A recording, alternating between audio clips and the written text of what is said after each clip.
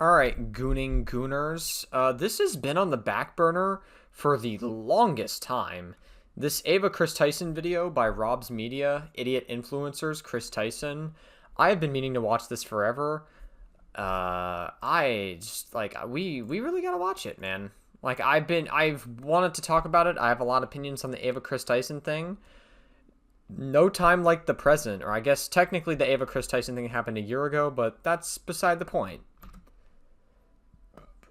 Copyright warning. Oh no. No, I want to lay in a snake pile. You did, in a bathtub. I did. Not these snakes, though. These snakes are dangerous. The snakes that bit me didn't have any poison in them. Maybe they did, which would explain a lot. Welcome back. Damn, I guess Shadman bit you pretty hard with all that lolicon you have. To Idiot Influencers. Today, I want to document all the allegations that came forward against Ava Kris Tyson, MrBeast's longtime best friend. So many allegations came out around the same time, leading to some confusion, and a lot of details being overlooked or flat out forgotten. I'm going to do my best to present these allegations in one cohesive narrative, and explain why I think Ava is one of the most reprehensible people on the internet. Yeah, I mean, I don't think Ava's a good person, for sure. I mean, I guess we'll get into it when we get there. Yeah, sure. Our story begins with Jimmy Donaldson, aka MrBeast. He had always wanted to become a YouTuber, creating his first channel in February 2012, and his first ever subscriber was his best friend, Kris Tyson. Me and Jimmy first met when we were in I think he was in middle school, I was in high school. We were kind of the only kids that really liked YouTube and really enjoyed talking about it. But then one day he said that he wanted to start a channel of his own. The channel was started of mostly Minecraft and Call of Duty Let's Plays, though over the course of a few years, we'd see skit-style videos pop up.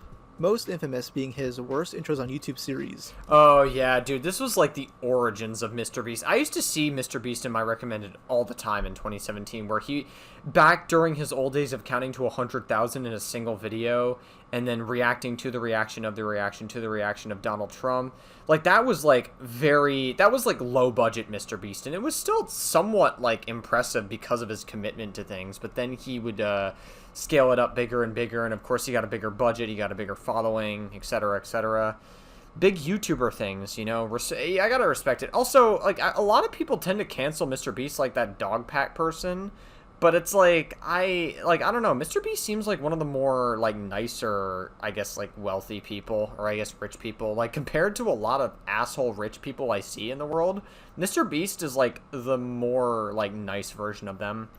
Where Kris would make frequent cameos. Mind you, this is during the mid-2010s, when YouTube was at its edgiest. I dare you to say something controversial. Chris, I was thinking about robbing a store. You can't do that. You'll get shot, Jimmy. I'm white. Oh, yeah. When Okay. Yeah, alright. Incredible stuff. Jimmy started shifting to his challenge-style videos, Kris was still right there with him.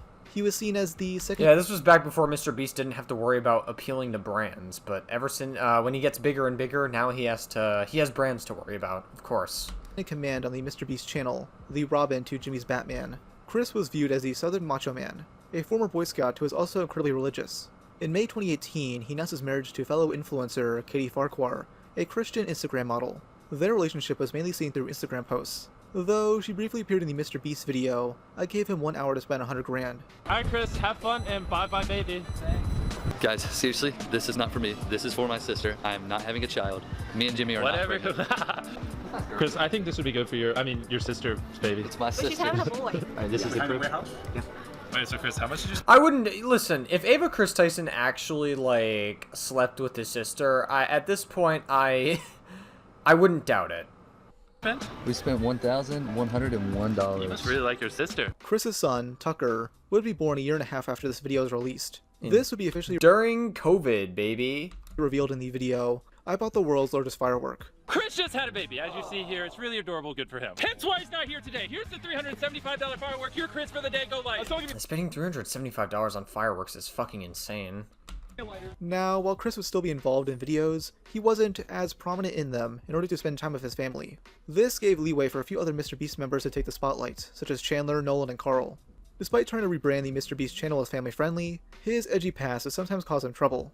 First relates to Yeah, like I said, that dog pack person was like trying to cancel MrBeast for dumb bullshit, like saying, oh, his videos are somewhat staged. I mean, I wouldn't doubt like some parts of it like require some setup, but that's because it's like all the high production value and all that stuff. It's like and also Dogpack provably lied about like several things in his video. It's like Dogpack is just a fucking unreliable narrator. We now deleted MrBeast's video, replicating the old attack helicopter meme. Now, for you younger people in the audience who don't know this meme, it's a copy pasta that comes from a TF2 user in 2014. I sexually identify as an attack helicopter.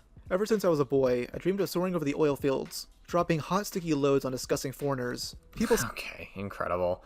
Yeah, the internet was a different time back in 2013 and 2016 and all these years. Like, the internet was a very different place. Say to me that a person being a helicopter is impossible and I'm fucking retarded, but I don't care. Hey! Don't use that word. I'm beautiful. I'm having a plastic surgeon install rotary blades, 30mm cannons, and AMG 114 Hellfire missiles on my body. From now on, I want you guys to call me Apache, and respect my right to kill from above and kill needlessly. If you can't accept me, you're a heliphobe, and need to check your vehicle privilege. Thank you for being so understanding. Obviously, it's poking fun at the trans community, though it's so inoffensive that it's hard to imagine anyone legitimately being pissed off about it. Though some were. By the way, I don't know if you forgot, MrBeast said the F-slur and donated to a charity to cure autism. Well, technically, I think the, there were some Japanese scientists that found a way to cancel the chromosome that causes Down syndrome or whatever. So, like, obviously it's a huge accomplishment. We can have a conversation about, like, whether or not we should normalize, like, modifying genetics from, like, babies before they're born. But, like, I don't know. Then again, this tweet was from, like, 2021. The technology has advanced a lot since then. It's been 4 years, so, yeah. With a few select troglodytes on Twitter wanting MrBeast's career ruined for it. In hindsight, this video is super interesting because it shows Chris wanting to change his identity. It shows him wanting to be the attack helicopter. Now, I can't play any clips because the video is heavily copyrighted. It seems like someone working at MrBeast has been making sure the video can't be properly archived, which really pisses me off personally. When this video Yeah, that's kind of shitty. I mean, it is what it is. What can you do? If you re-upload the video without making it transformative, then I guess it's kind of sucks for many people. being discussed on Twitter, others would mention Jimmy's past use of the word along with Hey! Dude, come on, bro, come on. Like, don't use that word. Like, listen, I get that you're just, like, trying to use it in, like, a rhetorical sense, but, like, come on. Like, those words are not appropriate. Unless you're playing Apex Legends, then it's completely justified. But otherwise, like, don't use that word. other jokes he's made online. This information was dug up by the greatest journalist of our time, Taylor Lorenz. When Taylor Lorenz, what a fucking bitch. She's a dumb lying bitch. Taylor isn't doxing innocent families and slipping on a Sam Piker's Dude, she looks like she's derping a little bit. choke. Like, bro, I'm gonna sound like such a boomer for bringing up the derp meme, but doesn't it look like it a little bit? She's, like, got the eye there, she's got the eye there and shit, bro. Like, she's, like, looking all over the place. Bro, if someone made, like, a Taylor Lorenz derp meme, like, I'd be like, yeah, I'd probably believe that's actually Taylor Lorenz herself, you know? She'd probably do it while, like, Hassan pulls her hair as he's, like, doing anal with her. She's writing groundbreaking articles such as, YouTube's biggest philanthropist has a history of homophobic comments. This pattern that she's trying to craft in your mind are simply just jokes he's made over the years. She said Yeah, no, I like, Taylor Lorenz is just a fucking, like, she's very dishonest. Also, this tweet that, I cannot show this in a YouTube video, so in post-production I'm gonna have to censor that slur. But he says the F slur, basically, in that tweet. Yeah, not good, obviously. Definitely don't use slurs. Hot take, slurs are terrible. But, like, this was in 2017, so I think we can let this go. Like, I'm sure Jimmy, aka MrBeast, has a lot of time to change. He's actually done a lot of good things for charity, and he's donated money for trees and, like, all this other stuff. So, like, listen, again, using slurs, not good, but, like, MrBeast can move on from this. Like, it was in 2017, he has a lot of time to grow and change from then. So, like, just, let's not pearl clutch over this. a couple of edgy tweets like, shut the fuck up, fat. Hey, dude, stop. Bro, you can't use words like that. Come on, Rob's Media, come on. Bro, I'm, like, trying to keep my YouTube video up. Please, come on, you can't be using words like that. I don't have a printer, fat. And Dude, stop it! Windows is gay. Taylor That's also crazy. cites I mean, Windows probably is gay, but being gay is not a bad thing, you know? Like, listen, sometimes the gayest people are red pillars, and maybe Windows is, like, super red pilled or something. I don't know. Maybe, maybe not. That's, like, a bit of a conspiracy theory for you guys, but a little food for thought. I mean, think about it. Like, I don't know. Google allows, and YouTube allows, for red pill to exist. So if they're allowing that content to exist and Andrew Tate exists freely there and they're not doing a thing about it, even though they took EDP down for being predatory, I don't know, man. It seems like they trying to be pushing the narratives. I'm very conspiracy brain tonight. I deleted MrBeast's video, in which he wears a shirt that says, "I'm not gay, but $20 is $20. So essentially, she True. Honestly, very true. wants his career ruined because he said edgy shit as a teenager. Bro, Taylor Lorenz is such a dishonest bitch. I swear to God. Like, listen, and also, not to mention, she, like, says, Hassan is very attractive and all this stuff. Like, Taylor Lorenz would let Hassan objectify her so much. To such this extent. Also, Fox News is, like, literally, like, they interviewed Taylor Lorenz, and she's completely fine with it, even though she's supposed to be left-leaning, and she's supposed to be, like, progressive, but... Okay, I guess we're just gonna throw away our values when we can get clout out of it, right? Peak journalism here, folks. In November 2020, Kris would admit on an alt-Twitter account that he was bisexual. Over the next few years, Okay, who cares? viewers would soon notice his rapidly changing appearance. He would start shaving more, he'd grow out his hair, and he'd change his choice of clothing. Fans really took notice in early 2023, when Kris posted his painted nails, with someone asking, "Bro, what the fuck happened?" Kris responded with, "HRT, and it's only been 2 months." Kris has started medically transitioning, though some were still confused about what he identified as. More details would come out over the following months, but fans and non-fans alike were curious about his family situation. Well, Kris would announce that he and Katie were going through a divorce. And I just dropped out that I was on HRT just on I think it was like a Tuesday. Was it just like random? Yeah, I was just getting bullied, and you know, like, people forget that, like, I'm sure, like, we don't talk about this, but we're creators, we see stuff, our feelings get hurt, and you know, I'm going through a lot with the transition. You know, even though the separation is very clean and very, like, me and Katie are doing great and co-parenting and spending time together. It's still a hard process for anybody to go through. So, I got a little defended. And damn, that's tough. You know, it do be like that. There's a lot of transphobia back then. There's still quite a lot of transphobia in the world to this day. So it do be like that for sure.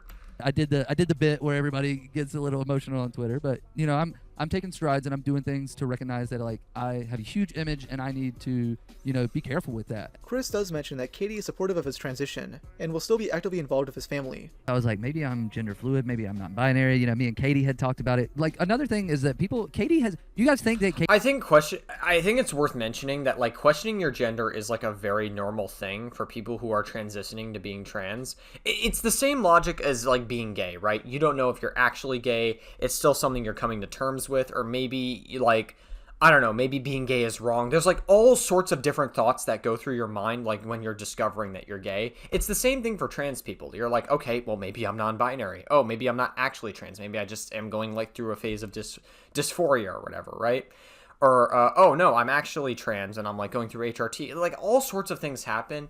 And, like, I don't know, like, all sorts of weird things happen. Like, women who become, like, male trans or whatever, or, like, FTM trans, right? We'll say, they'll think having boobs feels wrong or whatever, or male to female trans is like, oh, having a penis is wrong or whatever. Oh, I would feel better if I had boobs or whatever, or something, like feeling like you're not born in the right body. There's, like, a level of dysphoria to it, right? That's, like, a very real feeling to have, so I wouldn't doubt that, like, Ava is, like, going through that, like, during these clips or whatever. For the last 7 years. Or maybe they're going through it for all the wrong reasons, given the later allegations that come out. I guess we'll we'll watch the video. I mean, we already know what happens. I already know, like, the gist of the story, but we'll talk about it when we get there. Has not been living with me. She was 4 years my wife, 3 years my girlfriend. But it's like, she was there the whole way. She was supportive in her own way. We were both figuring it out.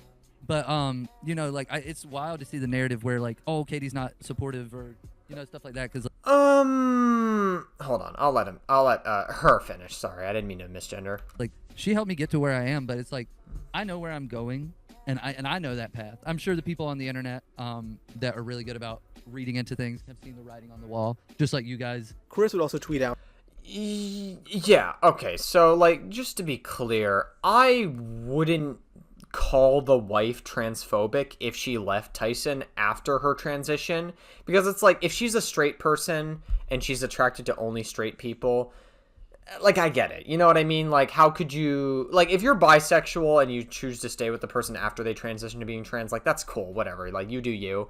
But it's like, if you're only attracted to straight people, like, how could you still stay with the person? Now, if you still, like, have some level of custody over your kid, if you're still able to see your kid and all that other stuff, like, that's cool and stuff. Yeah, I mean, I wouldn't say the wife is transphobic for that, just for, like, divorcing, just for that alone. Because, like, if you're only attracted to straight people and they transition to being the same gender as you, like, I get it. You know, I wouldn't say that that makes you transphobic on its own. Like, I totally get it. Everybody has their, like, personal preferences. Now, if you were to use slurs, like calling them the T slur against them for being transgender, or if you were to, like, I don't know, make more comments about them transitioning to being trans, like, that's, again, different conversation, but still. For a little over a year now, me and Kitty have been separated. We are finalizing things soon, but these things take time. We like to keep our personal lives private, which a lot of people don't understand because we share so much, but this is the only time I want to discuss it. Please respect our privacy, and please do not comment asking questions about the specific topic on our socials about it from here on. Thank you so much. Love you all. Despite this request, many online would discuss their split. Some theorize that his wife divorced him due to the transition, while others thought that Kris divorced That's probably correct. I would say the former is likely correct. her in order to live out a new life as a trans woman. And even No, I likely think maybe she's transphobic to some extent. I don't know the extent of their, like, relationship or marriage, but, like, I feel like it's more likely that she's just not attracted to women and she's a straight person. So, like, seeing her husband at the time transition into a woman would likely probably just be like, hey, listen, I'm not attracted to women. I don't think we can continue this, like, appropriately. I mean, you could still see the kid, of course, obviously, because it's your kid, but, you know, at this point, I don't think I can continue the marriage. At that point, like, I don't think that's a bad thing on its own. I really don't. Like, if you're not attracted to trans women, then you're not attracted to trans women. That's, like, your preference. crazier people thought Kris was corrupted by Carl to becoming trans. By the way, here's a real What the fuck? Okay, that's way too conspiracy brain for sure. news headline. Did Kris Tyson leave his wife for Carl? Kris denies the allegations, saying Carl isn't his type. This is surprising to me because Carl looks like a 14-year-old lesbian, Kris's type. Okay. Alright.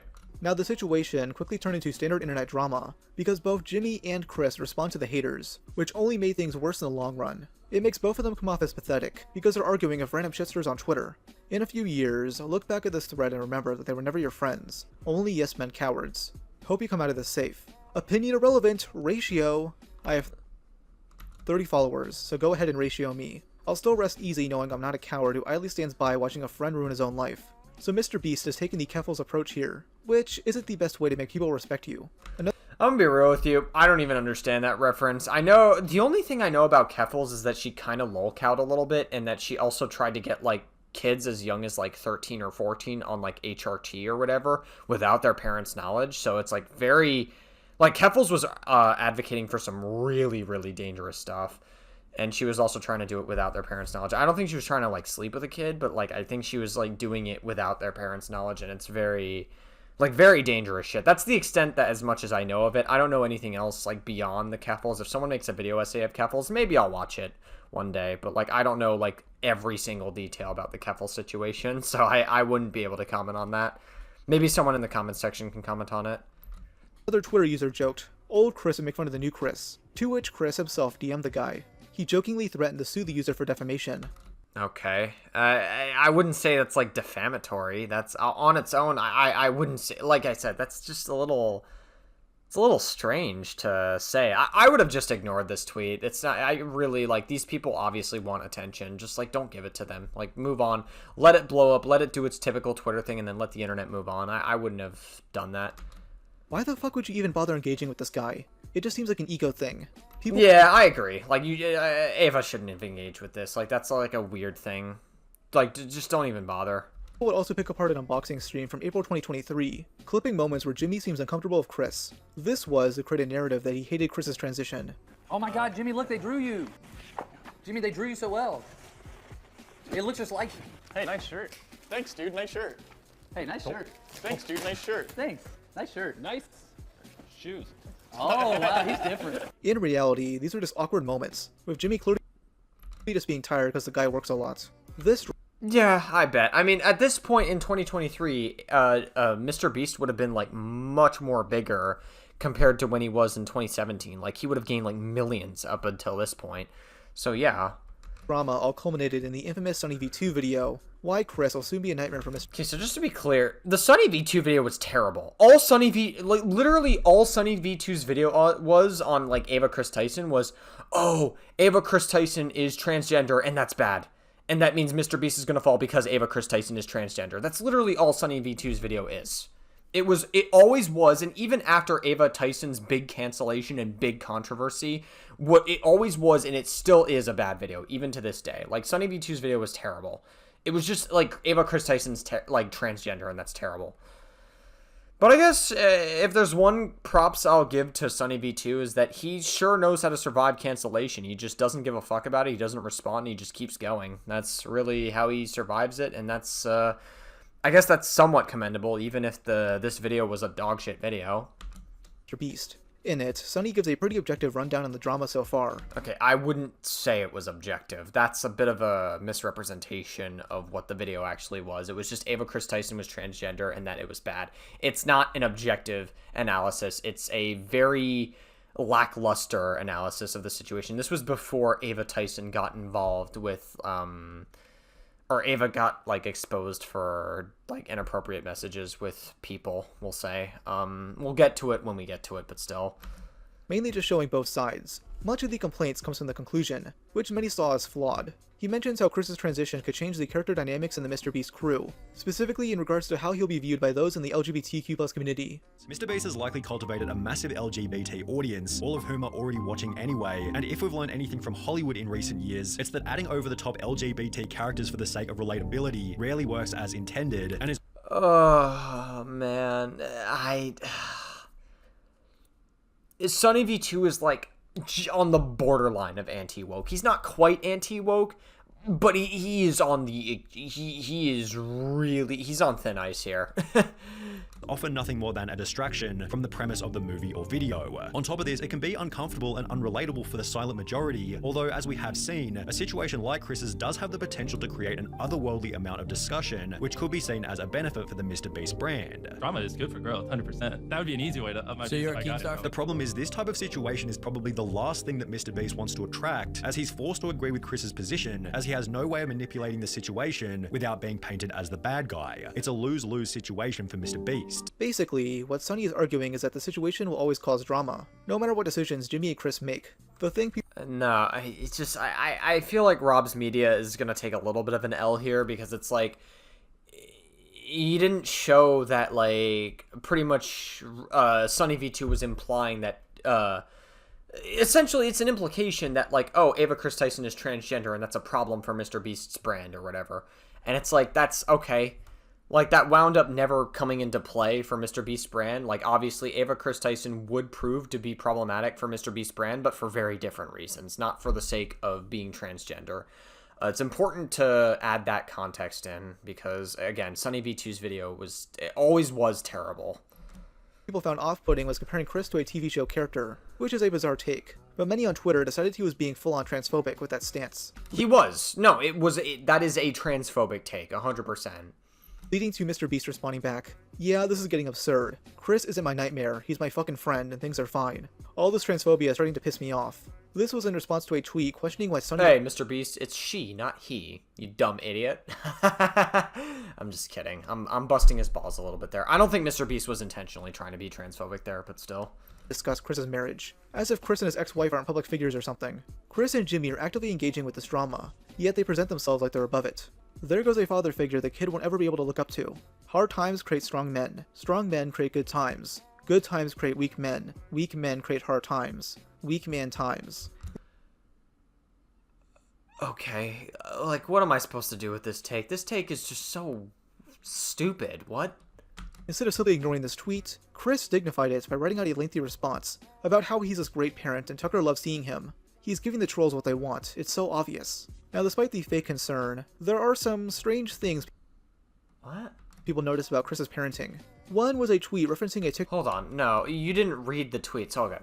This is just more dog whistling that somehow trans and GNC folks aren't safe around kids. Tucker begs, for me to come home when I leave for like 2 days to film. He is so loved and happy. Kids aren't born with hate. It's taught by people like you, and my child only knows love. Yeah, okay. Also, I'll say this. Give me 2 hours for me to find 50 sex offenders that are preachers or public office figures, and I'll give you the same time, and we will see who gets done first. This is my last response. You got my attention for $8 and by being a transphobe. Hope you learn. Existing near children in cloth isn't a crime. Sexually exploiting them or grooming them is. Drag queens reading a book scares you, but sending your kid alone with a preacher doesn't, because even per capita, it's not even close. I did also hate seeing the hate for me turn into general transphobia, so I'm trying to make it known. Make fun of me all you want, but mess with trans homies, and we can't see the rest of the tweets. Okay. I mean, yeah, okay, fine. Sure. There are... I don't know if these tweets are going to age super well given Ava's controversy later, but again, we'll get there when we get there. Some strange things people noticed about Chris's parenting. One was a tweet referencing a TikTok video of his that got removed. The TikTok I took of Tucker pooping in the tub got removed for violent graphic content, LMAO. Yeah, it's totally weird that TikTok would remove a video showing a naked baby shitting in a bathtub. Who is this video made for besides pedophiles? I don't get it.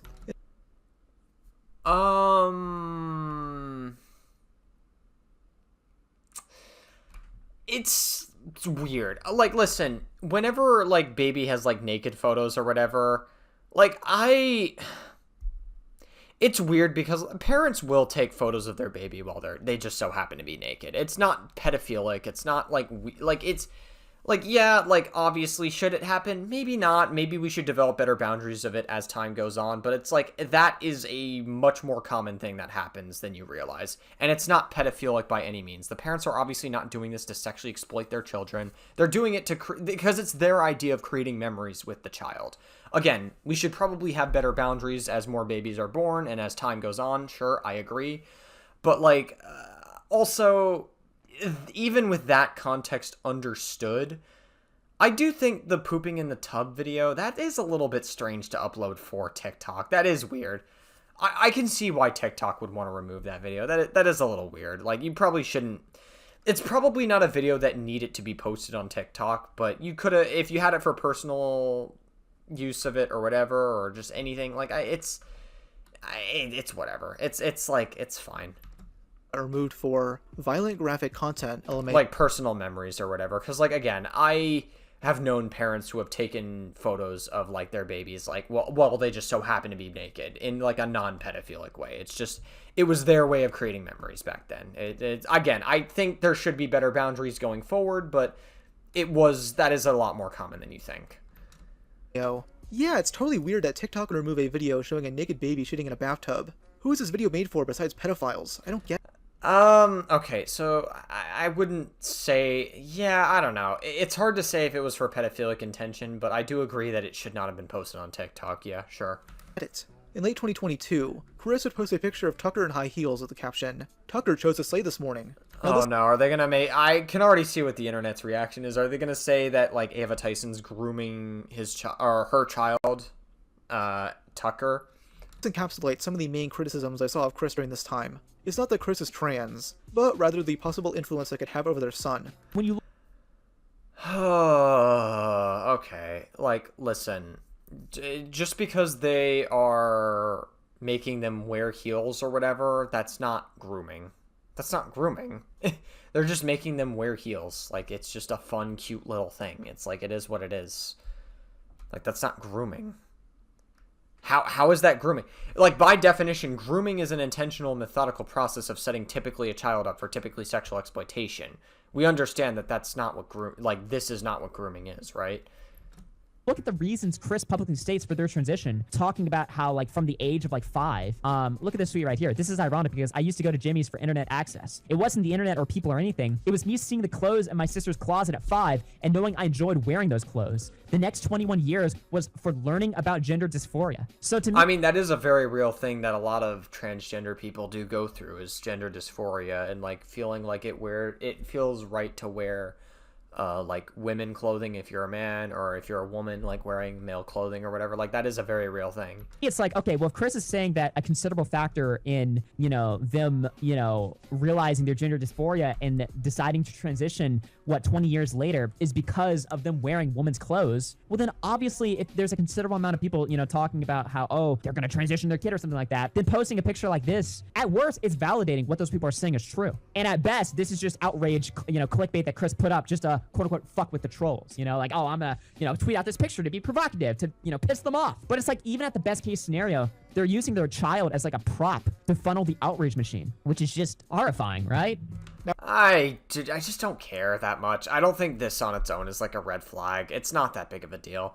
Like, okay, Ava Kris Tyson's child is wearing heels. Okay, whatever, dude. I don't care that much. Now, in July 2023, Chris would appear on Anthony Padilla's Lame podcast to announce their new identity. You've had a lot of people speculating on your gender. Yes. Just you growing out your hair. Yeah. Today you showed up fully presenting as a woman. I did, because I am a woman. Oh, shit! Hey, cool stuff. You've never said that before, right? I've never said that publicly, no. But I've been fully confident in that decision for over a year now. You mentioned that you changed the spelling of your name from Chris CH to Chris to K? With a K. So just to feel a little bit more feminine about it? I actually have always liked how it looked with a K. And yes, for the rest of this video, I'll be referring to Chris by their preferred pronouns. So I want to make things very clear. I don't want any transphobia in the comments. I don't want to see anyone saying, Chris is a man, Chris is a man. Chris is not a man. She's a very, very ugly woman. I mean, hey, I guess at least Rob's media is not being transphobic. I'll give him that at the very least. Now, something a select few took note of is that after her transition, Chris began sharing more sexually explicit photos of themselves online, like photos showing off their ass, not exactly warding off trans stereotypes of over-sexualizing themselves. Oi oi, Chud Logic here. Today we're going to do the Gawked tier list, something I've wanted to do for years now. Isn't Chud Logic like a little bit transphobic? Like, I could be totally wrong, but like, I've heard some people say that like Chud Logic is just a little bit transphobic, but again, I could be wrong. First up is Keffels. 10 seconds. You can come. I really enjoyed her dominatrix fart porn. Next. Okay. Stop, Mr. Miss Manchi. Oh, is that Boblax? Come on. Like, listen, my opinion on Boblax. Boblax just needs... I'm pretty sure Boblax is, like, non-binary. Boblax just needs to get their shit together. They need to stop interacting with people in the commentary community. They need to stop publicly crashing out. They need to take a step back. They can still do their Twitter versus content or whatever. They just need to get their shit together. Like, that's really it. Like, Boblax needs to, like, stop being a lol cow and stop giving these people free content. Boblax just needs to, like, chill out. That's really it. Boblax, just, like, get your shit together. That's all. Her willy is a wee bit too small, so she's going up in F tier. Okay. Then we have Ava Tyson. S tier. Besides that, incredible stuff, clearly. She really wasn't appearing in MrBeast's videos that much, quietly taking a slight step back. This was seemingly due to all the previous drama, though she would enter into newer drama that would eventually bite her in the ass. The Dr. Disrespect situation. Interesting. Okay, I know there was some overlap with Ava Tyson and Dr. Disrespect, but it's very clear to me, like, my take on the Dr. Disrespect situation is it's very obvious that Dr. Disrespect was trying to meet up with a kid at TwitchCon, and the age gap is absolutely not appropriate. Dr. Disrespect was, like, 35 while they were, like, a minor. Like, best case scenario, they're 17, but even in the best case scenario, it's still bad, so it's not good.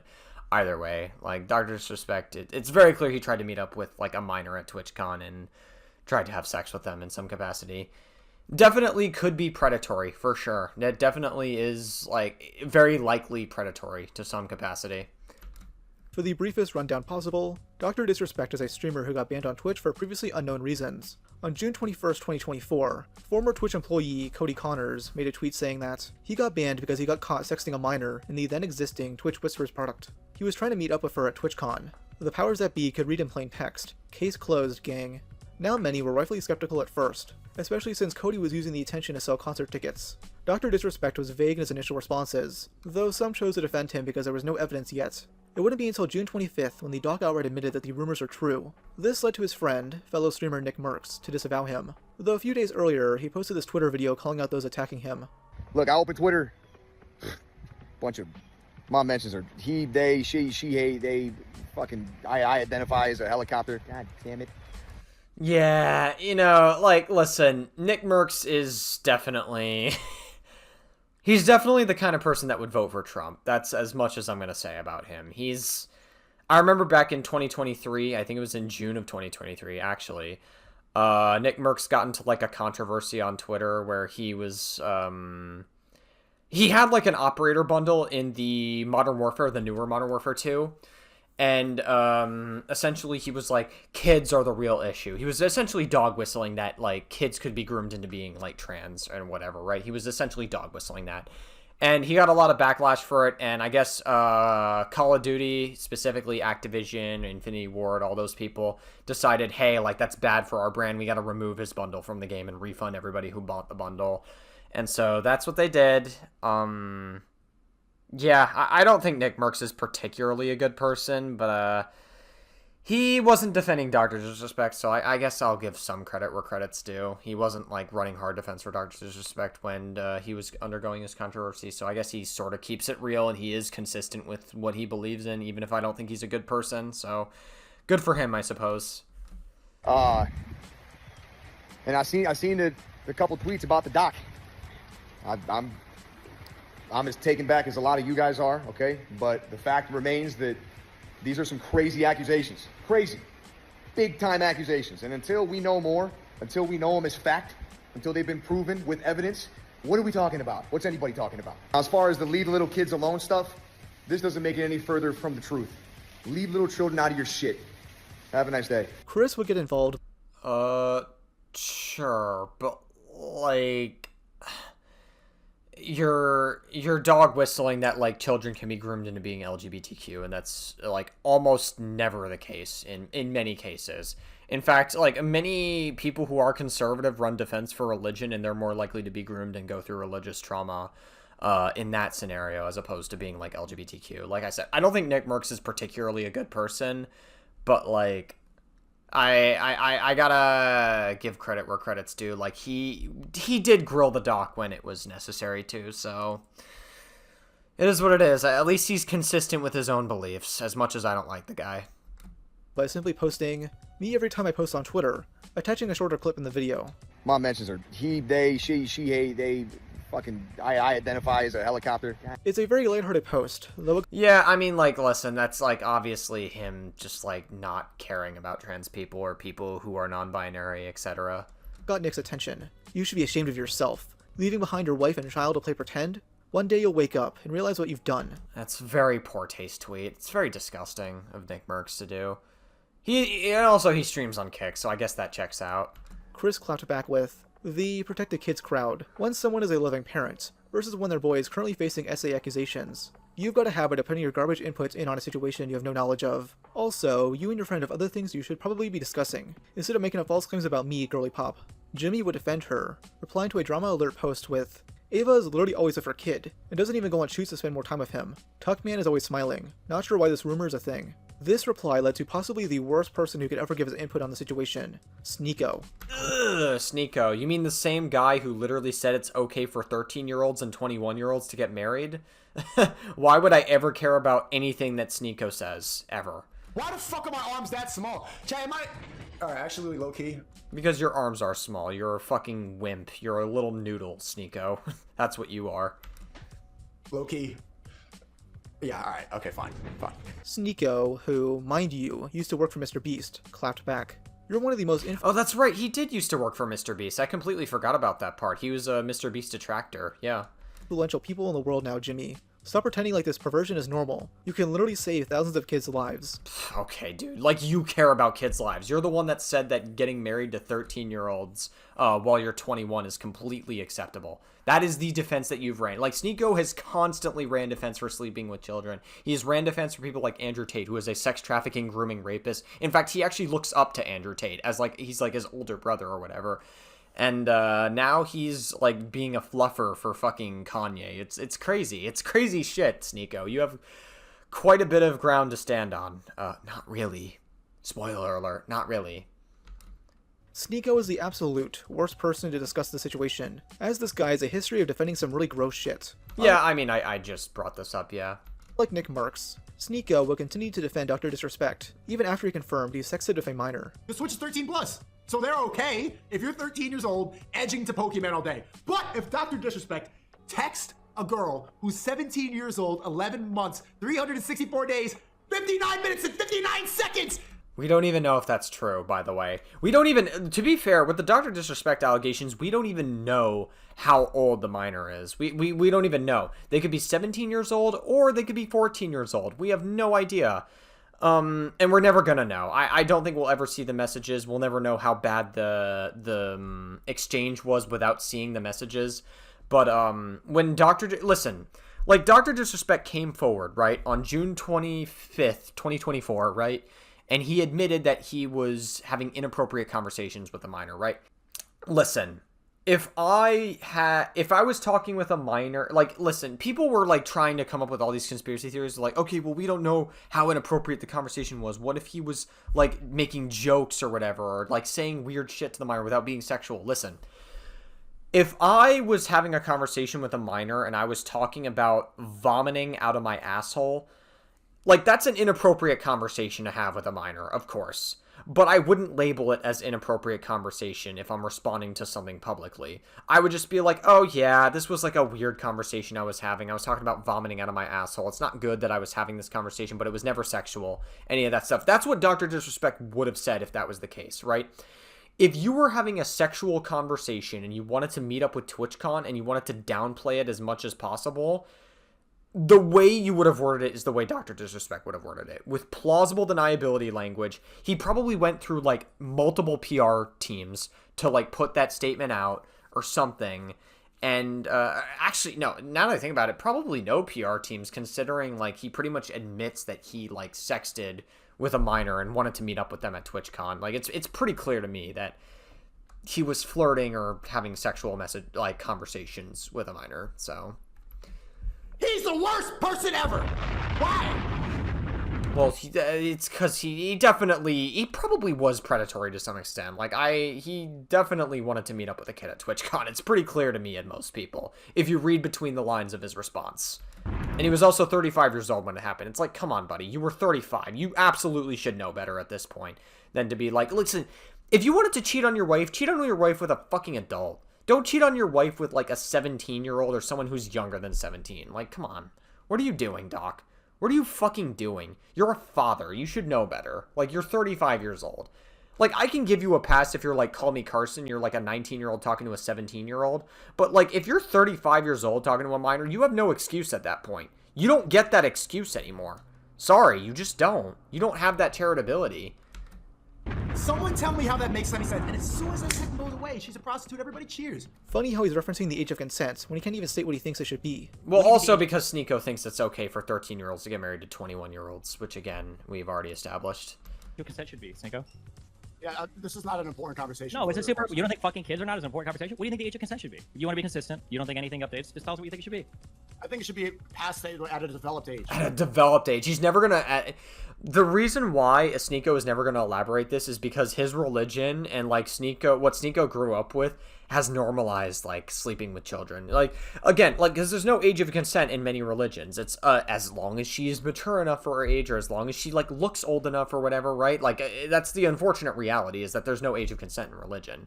So that's why Sneeko is going to not specify it enough, because he knows he's going to be cooked whatever he says. Destiny. What is a developed age? Again, I don't think Destiny is a good person, but still. It's a good set of law for it. What would you say it about? It's a developed age. No, answer the question, you fucking pussy. Holy shit, you're such a cowardly fuck. Developed is 18 plus, bro. Like, come on now. Ooh, do you co-sign that, Sneeko? Is that what develop means? 18 plus? Well, people believe that, but throughout a lot of states, a lot of it's like 17. Well, to be fair, your brain never fully develops until you're like 25. If we're gonna like actually base this off like a scientific, like factual, like based off of science, like your brain doesn't fully develop until you're 25. Like again, you're not legally an adult until you're like 18 plus, but quite frankly, I think we're past that point. If anything, I think we should raise it maybe like to 21, because like, especially with people maturing slower, like in COVID and stuff. You know, back in the 90s, back in, like, before the 2000s, like, people thought that the age of, like, 16 or 15 was, like, old enough to, like, do whatever, right? And that's obviously a very outdated thought. That's very outdated thinking. Obviously, like, we've moved past that. And I think, quite frankly, we're past the point of 18 being, like, developed. I think we could, like, even raise it further than that. That's my personal opinion, though. A lot of it's 16. Oh, so you think 16, 17, that's the ethical age to start fucking No, or marrying I don't people? follow, but see, I don't follow the legal morality that you guys are following. I'm asking you for the Sharia. I'm asking you for the Sharia morality. What's the religious one? What do you think is the morality there? It says developed. It's not a Yeah, it's not specific. He's not going to say it because there's no age of consent in religion whatsoever. That's exactly why Sneeko is running defense for it, is that's the environment he grew up in. age. So if the pedophile or if a guy wants to fuck a 12-year-old if he feels like they're developed, then you're saying it should be okay in terms of religion, right? In terms of at least ethics or morality, right? No, in the Quran it does not specify. It doesn't have an age. Like, you're gonna go in circles about this forever. Yeah, that's that implies that fucking, like, you know, kids like 12 years old could have sleep with 21-year-olds. This is essentially what Sneeko is saying here. I'm just curious why it's so hard to get you to give an age for when you think is an acceptable time to fuck somebody. Imagine being lectured on consent by Destiny of all people. Peak irony. Oh, and infamously, Sneeko defended the movie Cuties, a film that sexualizes underage girls. Yeah, I mean, Cuties is, like, I don't think Cuties is good. I think the promotional material is very gross, and I think they could have given the message better. I understand, like, the message of the movie. I never saw the movie myself, but I get what the message is trying to be of the movie. It's trying to say that sexualizing kids is bad, but by doing that, in post-production and in the promotional material, they also sexualize kids in that extent. I don't know if they were intentionally trying to do it as, like, a fetish or, like, trying to, like, entice pedophiles or whatever, but it's, like, still very gross the way they did it. Like, I get, like, that it was well-meaning, but it was still very, like, gross the way that the execution went about it, and they definitely could have pulled that off a lot better, for sure. I like that movie because I see it as another version of my life. I saw. Okay, dude. Yeah, that's definitely not a self-report, Mr. Sneeko. Started YouTube at 11 years old, and following the trends of social media before God led me to complete degeneracy. And that's not even all of it. You're a fucking weirdo, Sneeko. But that's just a highlight of Sneeko's degeneracy. Despite having the worst takes known to man when it comes to the perversion of minors, he's gonna pop up again in this video. Now, the reason why I highlight this drama is because it's when more people began to look into Ava. Many online, especially those on Kiwi farms, had already began documenting her sketchy internet history, but it was about to become mainstream. Feuding of Nick Merckx highlighted some inherent hypocrisies, as if inserting herself in this drama. You've got a habit of putting your garbage input on a situation you have no knowledge of. Also, you and your friend have other things you should probably be discussing instead of making up false claims about. Oh yeah, we already read this. Okay, got it. Was some form of projection, cause in the end, Nick would get the last laugh. Kris Tyson from MrBeast was messaging a minor starting when they were 13. Oh yeah, we're gonna get into this later. Yeah, got it. All right. This is where I'm going to pause the video, and I guess we'll pick up on this tomorrow, because I'm pretty tired and pretty drunk, so yeah, good start, I guess. Okie dokie, so for transparency's sake, we are back. I actually was recording the first 20 minutes to this reaction when I came home super drunk. I'm just going to leave it in, fuck it, I think it's funny. But I was also really tired, so I had to stop, pause the video at this timestamp, and we're back. We're just going to continue the video. I'm sober now, a little bit hungover, but we're chilling. We're still going to react to this, because I am curious, and I've been meaning to react to this for a long time, so let's do it. One of the first concerning things brought up about Kris was a YouTube video they uploaded on March 5th, 2014. This video is titled, Jeanette McCurdy Picture Leak Info Plus Link. Oh, this was so fucking weird. Yeah, like, listen, I think this was back in... Was this 2011? Or no, was it 2014? 15? One of those times. It was back during, like... It was back during, like, either the COD Ghosts or Advanced Warfare era, which would have been 2014 or 2015-ish. Yeah, like, listen. Very fucking weird behavior from Ava Tyson. Even for, like, 2014 or 2015 standards. Like, I get that this was years ago, and if it was just this situation in a vacuum... Maybe I could be like, okay, maybe you've changed, you know? It still wouldn't have been good even for back then, because that is still a form... I don't know if it would be revenge porn necessarily. Well, I think the people that were spreading it, it would be considered revenge porn, for sure. But the fact that Ava Tyson was signal boosting it, saying like, hey, I'm not endorsing it, but like I'll leave it in the description if you're curious or whatever, that is like a sign of endorsing it, just to be clear. If you're leaving a link to it in the description, that is your endorsement, and like you are encouraging people to go check it out by doing that. And that's just not something you should be signal boosting at all. Like, what are we doing? For a bit of context, the former iCarly co-star had sexual images of her leaked. Okay, yeah, so it was 2014. I was right. Got it. Allegedly by her ex-boyfriend, NBA player Andre Drummond. Now, there's misinfo about Jeanette being underage, but she was 21 at the time. Still, pretty fucked up that these images got leaked. Kris decided to spread the word in a 2-minute video. How's it going, you guys? So, recently everybody's been hearing about the Jeanette McCurdy leak of her photos, and I know a lot of people were wondering about it, so I decided to do this little video to my 20 subscribers that may care, may not care, and if you guys are watching, thank you for watching it. It's just a 2-minute... It's very, like, it's there's just no reason you should ever be signal boosting this. Now, if it was just this on its own and Ava Tyson didn't have all the other stuff that would come out later, like, I could give her a pass, right? Like, I could give it a pass and be like, okay, this was back in 2014, 2015. Very poor taste. You shouldn't have been signal boosting it, but also it doesn't... In a vacuum, it's like, it is what it is, right? That's kind of how I see it. The video meant only for his measly little following. It's not like he crammed a shit ton of tags so that other people can see it. If you want to see him, I mean, I'm not endorsing people to go look at somebody else's private business, but I know that, you know, people might want to see him, so it's there if you want it.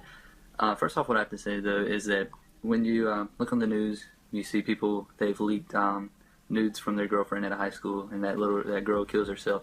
It's a tragic story. Everybody calls the guy a bully. But, yeah, when people like Perez Hilton do it, it's considered entertainment. So you kind of have to think about where the right and wrong is, really. So, like, this could have been a good argument, but what it really sounds like is... It doesn't sound like... Listen, I could understand this argument if Ava was like, yeah, like, listen, you know... There's a massive hypocrisy where, like, Perez Hilton is leaking nudes. That's somehow considered entertainment. But then, like, you know, like, someone does it to, like, a high school girlfriend they're seen as a bully, and then that girl kills herself or whatever and all that stuff. And, yeah, like, it's terrible stuff. Like, why aren't we applying the same energy to Perez Hilton? If that was the argument, I would have been like, okay, that's actually a very, very good point. You know, I can get behind that argument. But that's not what Ava's doing here. Ava is, like, literally trying to... The way I interpret this is Ava's, like, trying to justify, like, Jeanette McCurdy's, like, non-consensual nudes getting leaked. So, yeah, that's pretty terrible. And I think it's all wrong. Personally. Like, even for 2014 and 2015 standards, this is still pretty bad, actually. Like, still not good.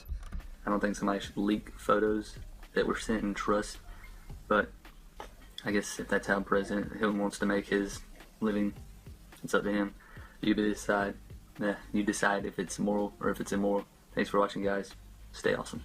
That entire end monologue becomes completely useless, since they link to these... I mean, it does check out for a 2014 video, considering YouTube videos were a lot less, like... I don't know, they're a lot less, I guess, professional compared to if they were, like, a while ago. I don't know. But yeah, Tyson Boy 34, yep, that's Ava Kris Tyson, obviously. Leaked images in the description. It's not an article describing the situation or a rickroll. It's flat out just a page containing nothing but the images. Kris will write, I do not support the leak and I am not condoning these actions. Yet all this is to me is plausible deniability. Even more damning is that as soon as people pointed this video out, it was silently deleted with no statement from Kris. People took note of the channel's username, TysonBoy34, which is similar to a Reddit account by a similar name. And yeah, like I said, like, obviously Ava Tyson, like, is... When you put a link in the description, that is a sign that you're endorsing it. Yes, Kris is a Reddit user, which would be bad enough, if it weren't for some of the depraved stuff they had on there. Kiwi Farms user Slur.exe found the account due to a post Kris made themselves, when they were once again arguing with some rando on Twitter. To sum it up, someone said the old Kris would have called them a to which— Hey, bro, stop using that word, come on. They responded with, the old me was a too. Dude, stop it! Stop it, you can't be saying these words! Showing a Reddit post from 2015. This user definitely is Kris. as they'd respond to posts as MrBeast's best friend. Gonna have to do a lot of censoring here post-production. Oh my goodness. They also made frequent posts to r/4chan, once writing, "Yeah, BBC cucks are already downvoting me, because he said he showered. Obviously, whoa, Chris, calm down, mate." Yeah, whoa. Okay, there's the fucking N-word there. Incredible stuff. Yeah, I mean, it's old internet. Yeah, it do be like that, I guess. Not saying it's okay, like, obviously these fucking words are just not good. I'm gonna have to do a lot of fucking censoring post-production here. In another post, this time on a different subreddit, they wrote, "When I was circumcised, according to my parents, the doctor left some of the foreskin because my grandma forced my parents to get me cut, and my dad did not want it to happen. They described it as a half circumcision. I am the half-cut prince." After a couple of concerned half-cut prince, incredible stuff. Responses, Chris responded back, "This originally started as a good Harry Potter joke. However, I talked to my girlfriend about it, and told her I would rather not have my kid's penis get cut, and she said she wanted to have them circumcised. When I asked why, she said, it's just what is normal. It actually kind of pisses me off that we are still cutting people's dicks because it's normal. So, pretty weird things to share online, especially under your real name. Did it take Yeah, I mean, it definitely could be a red flag. I mean, the internet was definitely a lot more of an edgy place back then. If Ava Tyson wasn't, like... Here's the thing, like, a lot of these situations, my take on the Ava Tyson thing is a lot of the situations that happened in a vacuum aren't the worst thing in the world, but it's, like, just added on top. Like, all these situations combined into one, it just gets to be way too fucking much at times, and it's very clear, like, as we get into later in this video, because I know we're going to get into it later in this video, Ava Tyson just has extreme boundary issues. Like, there's just, like... Ava's just incapable of setting boundaries. This motherfucker a decade to learn what an alt account is? Chris definitely jerks off without incognito mode. But this isn't the weirdest thing, as Chris would post on the NoFap subreddit about his massive porn addiction. He talks about saving sex till marriage with his then girlfriend, due to her religious background. But this dude is so horny that they'd have arguments about doing it anyways. This is when I want to bring up an allegation made by Nathan W., who will be more important later in this video. Yeah, like I said, the Discord stuff is certainly not appropriate, we'll say. I have a lot of thoughts about the Discord stuff. Again, we're going to get there when we get there, but yeah.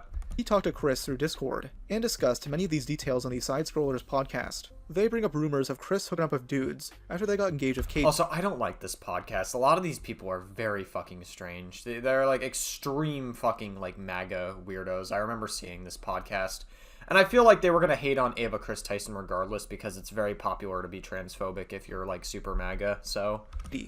So to be clear, he was talking about sleeping with other men before. So he says he. That's a transphobic dog whistle, just to be clear. That's another thing. It's like, just because people are gonna now use this situation, just because Ava Kris Tyson was not so much of a good person, now people are gonna use this to dog whistle that, oh my god, trans people are bad, trans people aren't valid. That's what a lot of people did. They were just using it to pretty much double down on their confirmation bias of, like, their prejudice against trans people. And so that's exactly what I'm taking away from this. I assume these definitely strike me as people who would do that, just to be clear. As they were engaged before they got married? Yeah, not directly to me. I mean, he would make jokes about it to me, but there were other people who kind of came forward / showed us messages of him talking about sleeping with other men. So he was cheating on his fiance before Correct. They got married. Okay. Yeah. Yeah, I mean, that's not good. I don't really care too much about cheating, personally. Like, cheating allegations, you gotta let the people involved handle it. It's not really something the internet needs to know about, but, still not good. Again, it just goes to show that, like, it's just, like, everything, like, combined into one place. Like, normally I don't care about cheating allegations, but when you combine it on top of, like, everything else, it's just, it gets to be too fucking much, man. Like, Ava just is, like, I just don't think Ava's a good person in general. But, yeah. Wow. Did these conversations happen in the voice chat with other minors? What conversations about? Him discussing his love life, private basically. These were like private text conversations that kind of weren't supposed to be seen by minors. Yeah. Like there's no reason for a 20-year-old to be talking about his love life to 14-year-olds. The person who... Sure, yeah, I mean, it's not appropriate.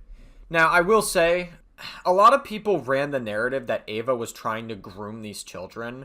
I don't agree with that narrative. If you look at the definition of grooming, it is building a relationship with a child in a very methodical way, very methodical process of trying to intentionally establish some form of exploitation, which usually entails something sexual, usually. You can groom adults, that is possible. It's very rare, though. You'd have to have, like, an Andrew Tate situation, or you'd have to, like, groom them into, like, a gang, or groom them into, like, being radicalized, or some shit like that, right? You can also groom children for other things. I mean, obviously, it's the most likely to groom children, because that's, like, usually what grooming means. And usually it's sexual. So I don't think Ava Tyson, because Ava Tyson wasn't trying to use these conversations, the conversations were not appropriate. A lot of it boils down to extremely edgy humor, and edgy jokes that you absolutely should not be making. I agree. You absolutely shouldn't be like, as a 19 or 20-year-old or a 21-year-old, you shouldn't be making these jokes to, like, younger people. Absolutely. Especially in DMs as well. If they were in DMs as well, that's even more weird for sure. If you were making these edgy jokes to them, it's not good. You shouldn't be doing that. In a vacuum, I would say that's not, like, super cancel worthy, because they weren't trying to sexually use that to, like, find an opening to try to sexually exploit them, being like, oh my god, yeah, like, we're talking about all these sex things, like, do you like that or whatever? And then, like, Ava would have used an opening to try to, like, get them to wear down their boundaries, to open up sexually, and then take advantage of them as a child. There's nothing that even closely, there's nothing that would indicate that. I wouldn't say closely, because there are some stuff that could indicate it, like the Shadman stuff, but, like, there's nothing in the actual messages of the Discord that would indicate that Ava was trying to groom these children. Like, I don't think that's, like, true. Now, a lot of people were calling Ava a pedophile. As we'll get into later in this video, the Shadman Lolicon stuff, if people think that because of the Shadman stuff, I don't blame them. I understand that, and I'm not going to criticize them for it, because there's absolutely zero excuse for ever entertaining that kind of fucking material just anywhere, even as a joke. Like, that's, like, even as a joke, that's still very gross. But yeah, like I said, I don't think Ava Tyson was trying to groom these children. I think it was just extremely inappropriate jokes. Ava has huge boundary issues. I think a bigger concern would have been if someone were to use that Discord server that normalized edgy jokes with minors present to actually take advantage of a child. That would have been the bigger concern, but it's very clear that Ava herself wasn't using that to groom children. Like, I don't know what to tell you. The evidence, like, clearly communicates that. We found out that Chris was cheating through was actually Halsey. That was the person who... it was through Snapchat with Halsey, Chris and Halsey. Is Halsey a man or a woman? A woman. So she was what? So not only was he cheating on his fiance at the time, future wife, with men, but also women. Why is fiance censored? That doesn't make a lot of sense. You hardly censored slurs earlier in this video, but you censored fiance? That doesn't make sense. Unless his mic cut out. Correct. Yeah. So apparently this guy was so fucking horny that they just had to cheat on their fiance. What a stand-up citizen. Yeah, like I said, on its own, I don't really care too much about that. That's something you guys have to figure out yourself, but still. It's a very, again, it just, like, all these situations combined into one. I just don't think Ava is a particularly good person if you just combine every single aspect of the situation in one place. What's just as degenerate as that is Chris's post about their preferred jerk-off material. No, they're not winking it to something normal like gore porn. No, Chris prefers 3D lolly gang rape porn. Okay, yeah, it's insane. Oh, Jesus Christ. God damn it. Oh, man. Okay, yeah, incredible stuff. Like I said, if people think Ava is a pedophile for the lolly stuff, I'm not going to criticize you for that. That's, like, I might even be inclined to agree with you a little bit, not gonna lie. Like, that's very, very, it's just so bizarre to be, like, so comfortable saying shit like this. On the like, I get that it's, like, old internet, and, like, the old internet was, like, super edgy, and everybody's had an edgy phase. I've had an edgy phase, too. But still, Chan subreddit, they joked about wanting to watch that material through a virtual reality headset, which is especially bizarre because it's in response to a post that has nothing to do with porn. It's an anon story about someone who's depressed and spends their life in VR. In another post, Kris responds to this image of the caption, "Daily reminder, you missed out on teen love and there's no going back." Kris commented, "But you can still get teen love. 14-year-olds always stay 14. Okay, yeah, alright, Jesus fucking Christ, oh my god. Remember, at the time, Kris was 22. In response, yeah, it's very fucking strange to say that, like, at all. It's just so fucking weird. Like, it's like all this stuff combined. Like I said, I do understand, like, when Prism 42 originally made their video on Ava Tyson, like, accusing Ava Tyson, someone who's very comfortable saying all this stuff, and someone who's very comfortable, like, just, like, being involved with lolly talk, like, making inappropriate jokes around kids, I can see why that would be concerning. I do understand, like, where the concern comes from. I really do. I think Prism 42 is very well intentioned, but again, like I said, there's no evidence that we have that shows that Ava was using it to groom children to try to sexually exploit them. Wants to a post about someone's obsession of women shitting and farting. And that's pretty much my take on the Ava Tyson thing. I don't think Ava Tyson's a good person. They're probably pedophilic to some extent, but I don't think they were trying to groom children, just to be clear. Someone reposted the subreddit r/realscatgirls. Kris wrote in response, "I thank thee for my new fetish." This comment remained up for almost a decade, but was strangely deleted in August 2024. Also, they made other posts related to shitting. Take your pants off and sit in the toilet backwards and fire your load into the bowl. You act like this is your first time, you F-slur. Okay, good stuff, I guess. Really adds some unsettling context to that TikTok video Kris posted. The final post will maybe. Like, it's definitely not a video you should be posting on TikTok for sure, but I've already mentioned earlier in this video about, like, parents having that, like, saved, like, for memories. Like, it's actually more common than you'd think. Highlight is their comment on this picture of Trump's fat dump truck. Someone references the artist Shadman, to which Kris says, "It ain't porn until it's got a she-penis." Someone then links to r/dickgirls, and Kris says, "Ah yes, this will make a fine addition to my collection." This post is one of many in reference to Shadman, who is— oh jeez, yeah, the Shadman stuff. To me personally, I think the worst thing that Ava has done in this entire, like, Ava Tyson situation is definitely the Shadman stuff. I would say the Shadman stuff is, like, the most damning, for sure. And it's, like, the most concerning thing about Ava. Like, the lolicon, like, CP drawings shit. Like, that to me is, like, the most concerning. Easily one of the most depraved people on the internet. Someone Kris clearly appreciates the art of. Yeah, they drew Keemstar's 8-year-old daughter getting sexually abused. It was really disgusting. Very gross shit.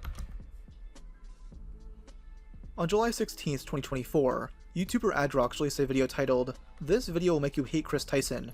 Yeah, I saw this video. This video was, Adrox was, like, kind of, it was the stepping stone, we'll say, for this entire thing happening. It was one of them. Discussing their— and then Prism 42 uploaded their video about, like, Ava Tyson, potentially talking with, like, kids inappropriately, we'll say. And when I say that, they weren't trying to sexually exploit the kids. They were just, like, the conversations were just edgy jokes that were absolutely not appropriate to be making around kids, and there definitely needed to be better boundaries. In a vacuum, I wouldn't say that's cancel-worthy, but, like, again, the problem with Tyson and Ava Tyson is just, like, all these situations added, like, combined into one. It's just, it's too much. Connection to Shadman. This blew the story up, with the Adrox video currently having over 1 million views. But this connection Kris had to the Shadster was never a secret. In fact, it was an open secret for many years. It just needed a brief and concise commentary video to blow it up to the mainstream. Augie RFC, in the same stream where he mentions the high heels photo, spent some time discussing Kris's affinity for Shad-based art. But public narrative on Shadman shifted in like 2021, but everybody always knew who Shadman was. He published his work publicly on his website. It wasn't a secret what he was drawing. In fact, it was actually a high-profile drama when he did draw Keemstar's daughter. I'm gonna be absolutely real with you. I never even knew who Shadman was until the Ava Tyson thing. And maybe I wasn't paying enough attention back in 2016. Like, I was around for the Leafy Keemstar beef. Maybe I wasn't paying enough attention around then. Maybe I wasn't on Twitter enough. I don't know what the case is, but I did not know who Shadman was. I knew a lot of content creators were tied to him to some capacity.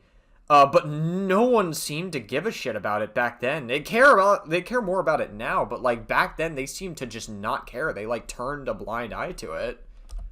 Because Colossal Crazy had to call in and confront him about it, and that clip got like 500,000 views, and you would think after that clip alone that would be like life-ruining for Shadman's career, but it wasn't. For some reason it wasn't. For some reason Shadman, the fucking pedophile, was just allowed to exist. Yeah, I mean, I don't blame people for thinking he is a pedophile. It's more than likely he is, yeah, for sure.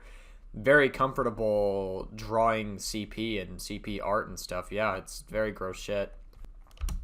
Freely in the commentary community, and not only was he allowed to exist, but he was protected by even people that like people think are cool nowadays, like, you know, Elvis the Alien and Bionic Pig, for instance. They were sympathetic to his art, or at the very least, you know, the legal free speech laws that protect his child porn, which I severely disagree with. Another person who brought this subject up was none other than EDP445. Yes, the cupcake guy. Oh, yeah. EDP was like using this situation to be like, we gotta protect fucking children.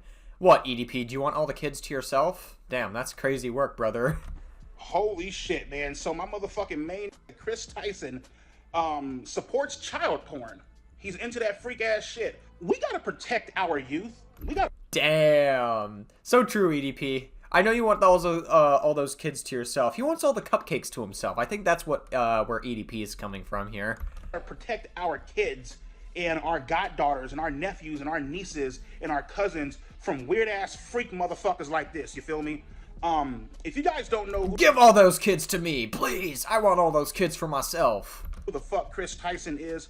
Kris Tyson is a transgender. Now the irony of this... Oh no, all trans people are pedophiles. That's the narrative he's gonna run with, I assume. This peak internet's holy shit. We all know this guy is only calling out Kris because he wants more kids for himself. Wow. I guess it was, that's much more of a common joke than we thought, huh? And so what brings you out here today? Well, I was, coming out here to... Glasses off. Okay. Go ahead. Well, I was actually coming out here to pick up a cupcake. Were you planning on making that cupcake with the kid and, like, adding your semen as, like, the frosting or something? I'm sorry. I need to stop. It's, like, not appropriate to be making these jokes. Holy fuck. I need to chill. And then go back home. Because you clearly said in one of the screenshots that you've always wanted to be with someone younger. Are you like fantasize about being with someone younger? Right. And you're scared of being a sting operation or cops? Right. Now when I saw this video back in 2023, I automatically dismissed it because it's all being said by a confirmed pedophile. It's like being told that yeah, pretty much. Fucking children is bad from Jeffrey Epstein. Shout out to my uncle. I love raping minors. I love... Okay. It's obviously someone fucking trolling him in his, like, live stream or whatever, wherever he happens to be going live at. It's like some, like, off-brand website or whatever. Raping minors? What the fuck is that? But EDP is technically right about a lot of stuff in this video. Kris Tyson is friends with somebody named, I think his name is Chadman, whatever the fuck his name is. And Kris Tyson and Chadman, excuse me, they're into lolicon. And if you don't know what lolicon is, it's kids. Sexual depictions of children through drawings. Yeah, no, it's obviously... A lot of people are going to be like, well, actually, you know, lore-wise, they are thousands of years old, but they're meant to look like children, so it's still okay, and it's still legal. Oh, yeah, okay. Like, yeah, sure. It's just, if you say so, if you want to justify lolicon so badly, holy fuck, dude. This material... Massive red flag. ...was flat out banned in certain first world countries. As in, it's illegal to view in places like Canada and Australia. But in America, it's technically legal. I'm sure I'll get some degenerate gooners in the comments defending this stuff, but if you jerk off to lolly, you're a pedophile. Yeah, I mean, I don't blame people for thinking that. Yeah, I would agree with you, to be honest. I don't care if the 10-year-old you're getting aroused to is secretly 4,000 years old. That's still a small child. This is the material Vosh got caught with in his hard drive. Yep. Resulting in his infamous beef with Ethan and Ela Klein of the H3 podcast. During this drama, many would bring up Kris and her connection to Shadman. Keemstar put out a video right before, and it's we went live, and basically he said that Kris from MrBeast shared a post from this artist. The artist was canceled at a later time for doing some shady stuff, and he said that Tipster defended that artist. Okay, so I'll say this: I like Kris. She's a great person. I've spoken with her, and I really like her. I've met her a few times, so I don't know. I don't know what happened there. I haven't looked into it, but it sounds like, based on what you said, that it was. This expose happened after That's my understanding, yes. So, Yeah. so I'm not saying anything about that. That's a Keemstar thing, and I don't know nothing about nobody when it comes to that. Okay. Now, this isn't entirely true, as a lot of people back in 2016 knew how much of a creepy fuck Shadman was. He's always been known as the guy who can make porn out of anything, including real-life children. Keemstar's hatred of Shad is completely valid, as the artist has drawn Keem's 8-year-old daughter. Yeah, no, like, listen, I don't like Keemstar very much, but drawing Keemstar's 8-year-old daughter in a weird, getting fucking sexually abused, yeah, very, very gross. Very gross. Originally, Shad had promised Hold on, 1 second. to draw the young girl giving head to Donald Trump, resulting in Keem wanting to call the cops. Okay, so apparently think it's funny to draw my daughter who is 7, not even 8, 7. Holy shit, that's even worse. Not by a lot, but still. Giving a little blowjob to Donald Trump. I'm calling the cops. Yeah, yeah. I mean, valid crash out from Keemstar here, yeah. Shad instead drew a less sexual image, though it's still insanely I don't even want to see it, dude. Come on. disturbing. Most commentary Yeah, I don't want to see it. That's very gross. channels at the time ignored this, except for Colossal is Crazy, who confronted Shadman on stream. Totally understand. You understand that it was obviously part of like the controversial nature of the picture to post it under such context. It started off as a controversial joke. Yes. You didn't go through with it. I wouldn't. I would have never. I would have never. I did draw a picture of Keemstar's daughter in kind of like, obviously she's not naked, but I do feel like there are sexual connotations regarding that picture. Would you agree? Totally agree. Yes, totally agree. Colossal, I respect you like a hell of a lot. And just like man to man, if you think it would be better for me to take it down, I would take it down just out of respect to you. If you could do that, I think that would be wonderful. You know, I'm gonna go do that right fucking now. I'm gonna take it down out of respect to fucking Colossal. I appreciate you doing that. I'm gonna do it. And obviously it's gonna be fucking all over. It's already out there, Yeah. so I understand. Yeah. But I would definitely appreciate you doing that. Shad would briefly take it down, though quickly put it back up, and also drew the image of Keem's daughter giving Trump a blowy. Oh my god, dude. I fucking hate people, man. Wood chipper. Wood chipper. Wood chipper. If you know, you know. This isn't the only time he's drawn sexual depictions of real-life children, as there's also Daphne Keene. Crazy. Daphne, who you'll most likely know for playing X-23 in Logan, became Shadman's biggest crush.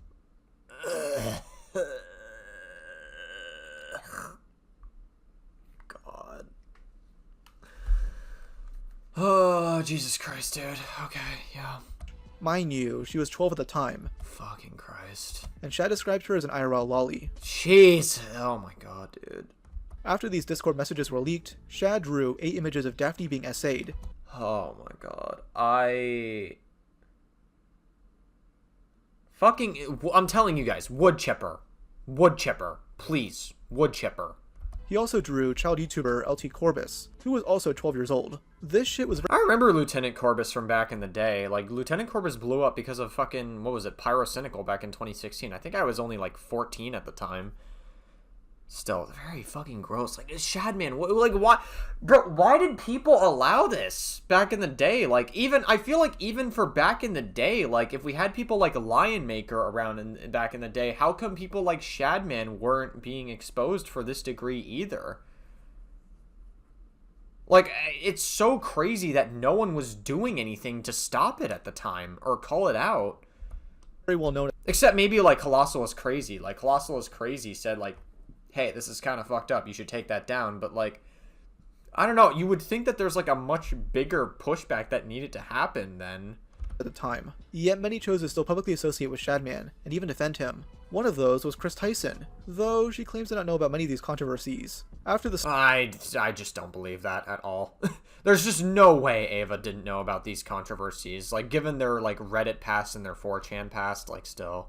Subjects got brought up during the Voss drama, Kris would stop posting on Twitter for a while, telling the commentary lolcow, Jalen, this.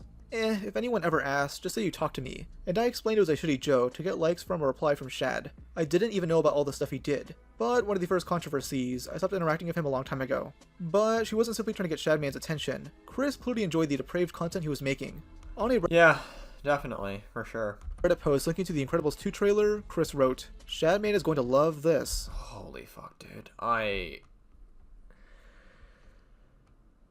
I hope I don't have to take another break from this video. That's actually so fucking disgusting. Like, I'm actually getting so fucking angry right now. It's, like, so disgusting. Jesus fucking Christ. It's really upsetting that very little people tried to stop Shadman from enacting this stuff back in the day so much. Like, how come so many people, like, did nothing to stop it? Was it because they wanted to protect free speech? Which I just don't think is even a good defense for this whatsoever. Once the film released, Shad reposted a screenshot of the character Violet, who was supposed to be 14 years old. He captioned it, "My daughter usually doesn't squirt like this." Oh my god. To which Chris responded, "Low-key, she cute." Chris had also reposted a stream clip where they pull up the Shad-based website, mentioning how it surprisingly had some safe for work content on it. In April 2018, Shad posted a drawing depicting some of the female characters from Teen Titans. Washing a car while wearing tight bikinis. Chris responded, "No Beast Boy trap? Shad, you've changed." Yeah, Chris wanted that Beast Boy gawk porn. Jesus fucking Christ. Wow. Yeah. So like I said, if people think Ava Kris Tyson is a fucking pedophile because of this stuff, I completely, like, understand that, and I would never criticize you guys for it at all. Like, that's... I would tend to agree with you, is what I'm trying to say. It's just, it's so fucking disgusting, dude. It's, like, so gross. Mind you, these are all characters from a show called Teen Titans, as in, they're underage. In early 2019, Shad would post an image of the character Raftalia from the Rising of the Shield Heroes manga. Canonically, she's underage, though this didn't stop Chris from wanting Shad to draw her. Even some of Chris's followers were questioning this comment. Shadman wasn't the only lolicon artist Chris responded to. They also commented on posts by Jay Lullaby. They drew a sexually explicit image involving Caillou and his mother, attacking Shadman. Chris responded, "Help, I need an adult." These people need to be investigated by the FBI. Seriously. Like, the FBI needs to put their fucking crosshairs on people like this. Isn't it so funny that I'm responding to a drawing of a toddler getting molested? So quirky. Another creep named Garabatos posted a drawing of Dipper and Mabel from Gravity Falls, who, mind you, were 12-year-old twins. It depicts both of them making out, which is incest. Chris quipped, "They're twins, so at that point it's just masturbation, right?" What? Oh my god. 2017, by the way. Chris also retweeted a meme about a guy getting hit from a child. The most infamous tweet of all is, "Nothing gets my knob cranking like some lolly." Oh my fucking god, I'm actually... Now, some might chalk this all up to edgy jokes, and if Chris only made a couple of creepy comments, I could maybe a little bit agree, but this is clearly a pattern of behavior. No, yeah, it's a pattern of behavior. There's no way you can pass this off as edgy humor. It's like, how many times can you make the same joke before it becomes like an intrusive thought? It's very clearly something that Ava Tyson is trying to use to communicate how she actually feels about something, which is, it can't spell out anything good. And goes beyond just being a cringy edgelord. She clearly liked these drawings, as not only would she engage with it online, but she'd buy a physical Shadman piece. This drawing, which I won't show uncensored, depicts a character known as Autism Girl. This was not commissioned by Ava, as some assumed, but instead by a Reddit user known as Spywin. The drawing depicts a very young-looking teen girl in a string bikini with a shirt that reads, "Bigfoot is real, and he tried to eat my ass." She wears a hat with the text, "Please be patient, I have autism." She has braces on, a gun pointed inside her mouth, with her drooling all over it, a fidget spinner earring, and most disturbing of all, a Queen of Spades tattoo. Let's just say it's a tattoo of a very sexual connotation to many people. I can only imagine. I really just don't even want to know. This is so fucking nasty. This whole thing is just so disgusting. It's like really fucking gross. Like it's like I knew that like Ava was into the Shadman stuff, but I haven't like I guess I kind of forgot about the extent of it like until I saw all of this. It's like actually so fucking disgusting. It's really gross. Like I said, I think the lolicon stuff is definitely the worst thing that Ava has done out of everything, for sure. Once on BBC, Chris managed to find this drawing, and liked it so much that they got it as a poster for their room. In 2017, they posted an image of it with the caption, "Bonus fidget spinners that really throw in some extra autism," tagging Shadman. They also once remarked, "This coming from the guy who owns a Shadman drawing, and has it as a centerpiece in his living room." This poster can actually be seen in the background of a MrBeast video, being his August 2017 upload titled, "Tipping Pizza Delivery Guys $10,000. At 9.5 minutes in... Oh yeah, they found it. It was hung on Ava Tyson's wall. Yeah, that's crazy that people were able to find this. You can see MrBeast glance at it. I mean, I would go extra large, but my girlfriend might get mad at me. But I mean, no, I'll do large though. I'll do large. Now, as soon as this was brought up, the original video had 2.5 minutes worth of footage cut, and all archives of the original kept getting taken down by the same entity removing the attack helicopter video. This poster is the ultimate proof that it's not just some sick joke. Because at this point, you physically have the lolly art in your possession. It's like if someone who jokingly watched Gore on Live Leak got access to a real human skull and nailed it to their wall. It's just fucking sick. I don't care what sort of excuse Chris has, even if it's some demented form of irony. Chris likes a lolicon, and you can't convince me otherwise. Yeah, I mean, true. Yeah, it definitely was like a very strange pattern of behavior that like Ava Tyson had. This information being brought to life, specifically by Aatrox, finally made this info mainstream, leading to many big names calling out Chris as the freak they truly are. Keemstar, who, despite his many flaws, is reasonably upset at Chris, who has spent years supporting someone who drew porn of Keem's daughter. He tweeted out, Yeah, I mean, it makes sense that Keem would be upset at this, even though, like I said, I don't like Keemstar. I can't believe I'm actually fucking siding with Keem on something. It's actually crazy. But, like, Keemstar pretty much, like, he has every reason to hate Shadman. And, like, if Keemstar, I'm gonna just straight up say, if Keemstar wanted to fucking do something lethal to Shadman, I would not blame him for having those feelings, because that's his 8-year-old daughter that he's trying to protect. Like, I really wouldn't blame Keem for feeling that way whatsoever. Yeah, I mean, like, I guess it makes sense that Keem would notice this, like, supporting someone who supported Shadman, who drew his daughter, and yeah, I like it. It makes sense. Kris Tyson supported the cartoon CP artist Shadman that drew my daughter at age 8 in a sexual manner. This is a known fact. Privately, me and Kris Tyson even had a conversation about this roughly a month ago, and it still upsets me. This is not misinformation, this is a fact. Prism 42 and Lava GS, here we go, yeah. This stuff I have a lot of opinions on. You've already heard me talk about a little bit of it before, but I guess I'll reiterate once we get into, like, more of the meat and...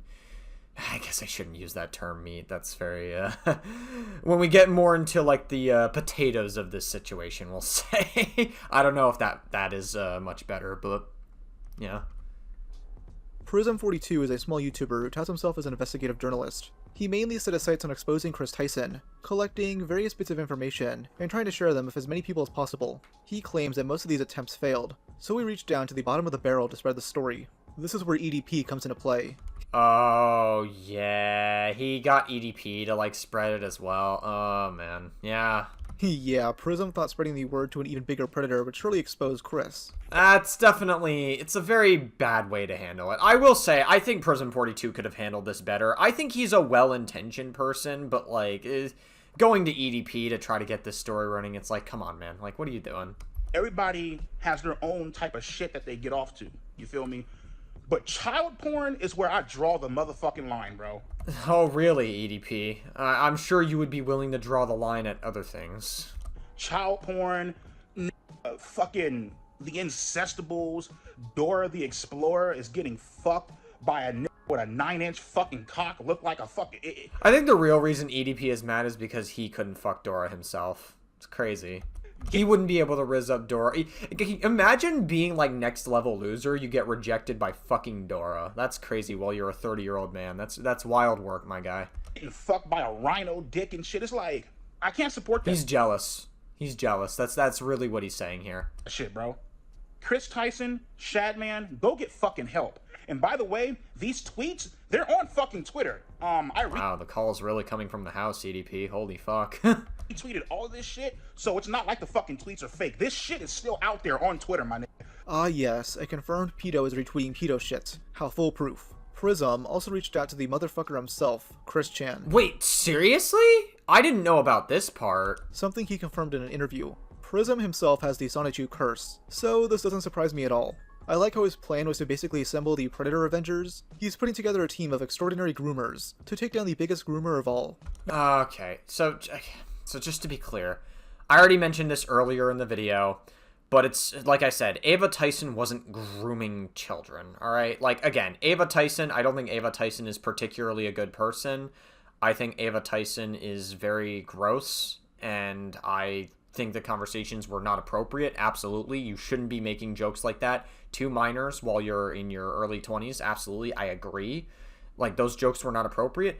But, like, Ava Tyson wasn't using that to groom children, alright? Like, that's a very, like, it's, like, I don't know what to tell you. Like, there was, like, now, the conversations could have been grooming. It definitely could have been used to wear down someone's boundaries, and these are tactics that could be used to groom children, but Ava Tyson wasn't doing that in the messages, so I just think that's, like, important to bring up. Like, we have to just be, like, normal about this and not, like, overload every single conversation on the internet. It's just a fucking, like, I get so irritated when people, like, do shit like this. It's just a little annoying. Next, you're gonna tell me he got Dr. Disrespect, Zero, Line Maker, and Nathan Weddle to speak out. Yeah. You know what? I mean, I guess fair enough then. This is the only way to free Nathan Weddle from prison. At the very beginning, I didn't want any association with this. Oh, yeah. I just wanted to That's a pass whole on other the point. information. Yeah. Yeah, Literally, we I tried to give it to to multiple EDP. people. I tried to give it to EDP. I tried to send it to Charlie Kirk. Oh, okay, yeah. Charlie Kirk is insane. I know, Wait, what it's would you give it Chris to Hansen. EDP of all people? Okay, well, Yeah, all right, well, that one was. okay. Yeah. So what happened? What happened is, so I sent it out to people Well, that I EDP was know. a last resort, right? EDP was Okay, the very hold on, last hold on, person hold on on. the list. And then I see Critical's video that he made about EDP being desperate, and then I was like, wait a second. I looked into like, potentially going after this guy before. I know how to contact him. And I was like, if this guy's so desperate, I can just give him the information. He can cover it, and then it's out there. Okay. And then that's what happened. I mean, you know, Just by the way, there were a lot more YouTubers he contacted, right? Like a lot, and every single one turned them down. Everybody thought he was bullshitting, he was lying, you know, all this other stuff. Or they were just scared right, of him about Chris too. Tyson. Yeah, and Well, that it's like- includes Chris Hansen as well. Yeah, Right. Chris Hansen. Yeah, Chris Hansen should know about this as well because I contacted him through Cameo. He asked me to send him an email. I followed his instructions, and he never got back to me. On June 13th, 2024, Prism decided to make his own video exposing Chris, with another YouTuber named Verdius doing the same. Prism's video is quite shit, honestly. He films it outside, so you can just hear a shit ton of background noise like cicadas and birds chirping. It sounds like he's 1 second away from getting completely swarmed.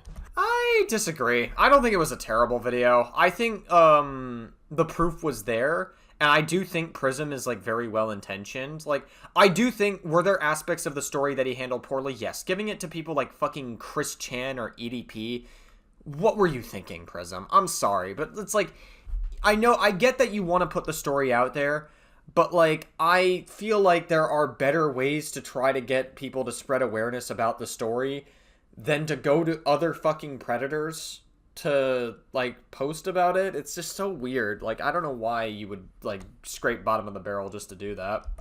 Prism also got help from Robert, the guy from the iDubbbz Airsoft Fatty documentary. Do you have any weapons on you now? Says this one? Yeah. No. Prism tried reaching out to Fatty at first, but instead got in contact with Robert. And I thought, wait a second. iDubbbz did a documentary about Airsoft Fatty, and in that documentary, he has one of his friends there, Robert. And so I decided to reach out to Robert because I couldn't get a hold of Airsoft Fatty, and I got a hold of Robert. And so Robert, he told me that, oh yeah, he stopped talking to Airsoft Fatty, he didn't have contact with him, and that was at the time. And yeah, I explained the situation to him, and he wanted to help out, so he came along for the ride. And so one of the other people I was thinking of contacting was Calvin. I don't want to say his full name, but I'll just say Calvin. Oh, yeah, Leafy is here. Leafy is here. You guys might know him as. Ah yes, let's get the drugged up banned YouTuber to spread the word. That'll stop Chris. Now, despite the many flaws present... I don't even think anyone would take Leafy seriously because Leafy is just an edgelord that says a bunch of provocative shit for attention. That's always been his content strategy ever since 2016. He's always just been very provocative. He's always been, like, very... the term rage bait I don't think existed back in 2016, but it's like... It definitely would be rage bait-esque, we'll say. With Prism, he does bring forward some very interesting information. When Chris was 20 years old, they befriended a 13-year-old going by Lava GS. This young boy had won a small MrBeast contest in May 2016, resulting in Jimmy DMing him to gift his reward, a signed CSGO Karambit. Lava would then work on the MrBeast gaming channel for a few years, even appearing in the video, "I made 100 players escape in a possible maze." Now before I drop this third gate, I gotta do something evil. Lava, Pluto, assemble! Hi, how are you? I need you to make this 10 times harder. How hard do you want it, Jimmy? Hard. If you want a 10-year supply of yogurt, you gotta have a big brain. During this time, Chris would begin talking to... Okay, I mean, obviously, like, it's a bit of a... could be interpreted as a bit of an innuendo, but I don't think MrBeast was intending it to be that. I think it was just more of a... It was more of just, like, a weird, like, awkward joke. Lava online, having him be one of his Discord moderators. The two would play a lot of video games together, and Chris would interact with Lava a lot on Twitter. Some of these tweets go beyond weird jokes, as Chris would refer to this minor by Dad. He says, I really enjoy playing Fortnite. Okay, I'll let the video play. Would you guys want to watch me stream? And LavaGS says, please stream again. And he says, thanks, Dad. You want to moderate it? And he says, I love to. And keep. Yeah, like, listen, I don't think this tweet in its own... Again, it's not appropriate to be calling Lava, who is, like, what, 13 or 14 at this point, Dad. It's definitely not appropriate, I agree. Ava Tyson should not be doing this whatsoever, and it is... The responsibility of boundaries solely lies on Ava here, 100%. But, like, I would say this on its own. I'm pretty sure it was, like, a popular meme back in the day to just call people Dad. Like, back in, like, 2000... What was it? This was 2018, so I think it was in 2017. Probably a little bit in 2018. It was, like, a popular meme to just call people Dad. So, like, this on its own, like, in a vacuum, I wouldn't say is, like, much of a red flag. But given, like, the lolly history and just everything on top of that, I could see why people would come to the conclusion that this is fucking weird, for sure. Absolutely. I can see it. But, like, I don't know. I would say in a vacuum, like, this is just, like, very inappropriate and shouldn't have happened. That's really what it comes down to. Could it have been a grooming tactic? Maybe. But, like, we don't have enough to say that Ava was grooming these children. Keep in mind, he was born November 12, 2003. Another tweet shows Chris jokingly promoting their Patreon, stating, guys, we are so close to our goal. Oh my god. One more patron and I'm releasing my nudes. I want to see if anyone is dumb enough to give me money. Lava responded, I'm your first patron, big boy. Though, since the goal is not met, Chris says, but not $5? Pathetic. JK. Wait till my Twitch revenue comes in, winky face. Check again, winky face.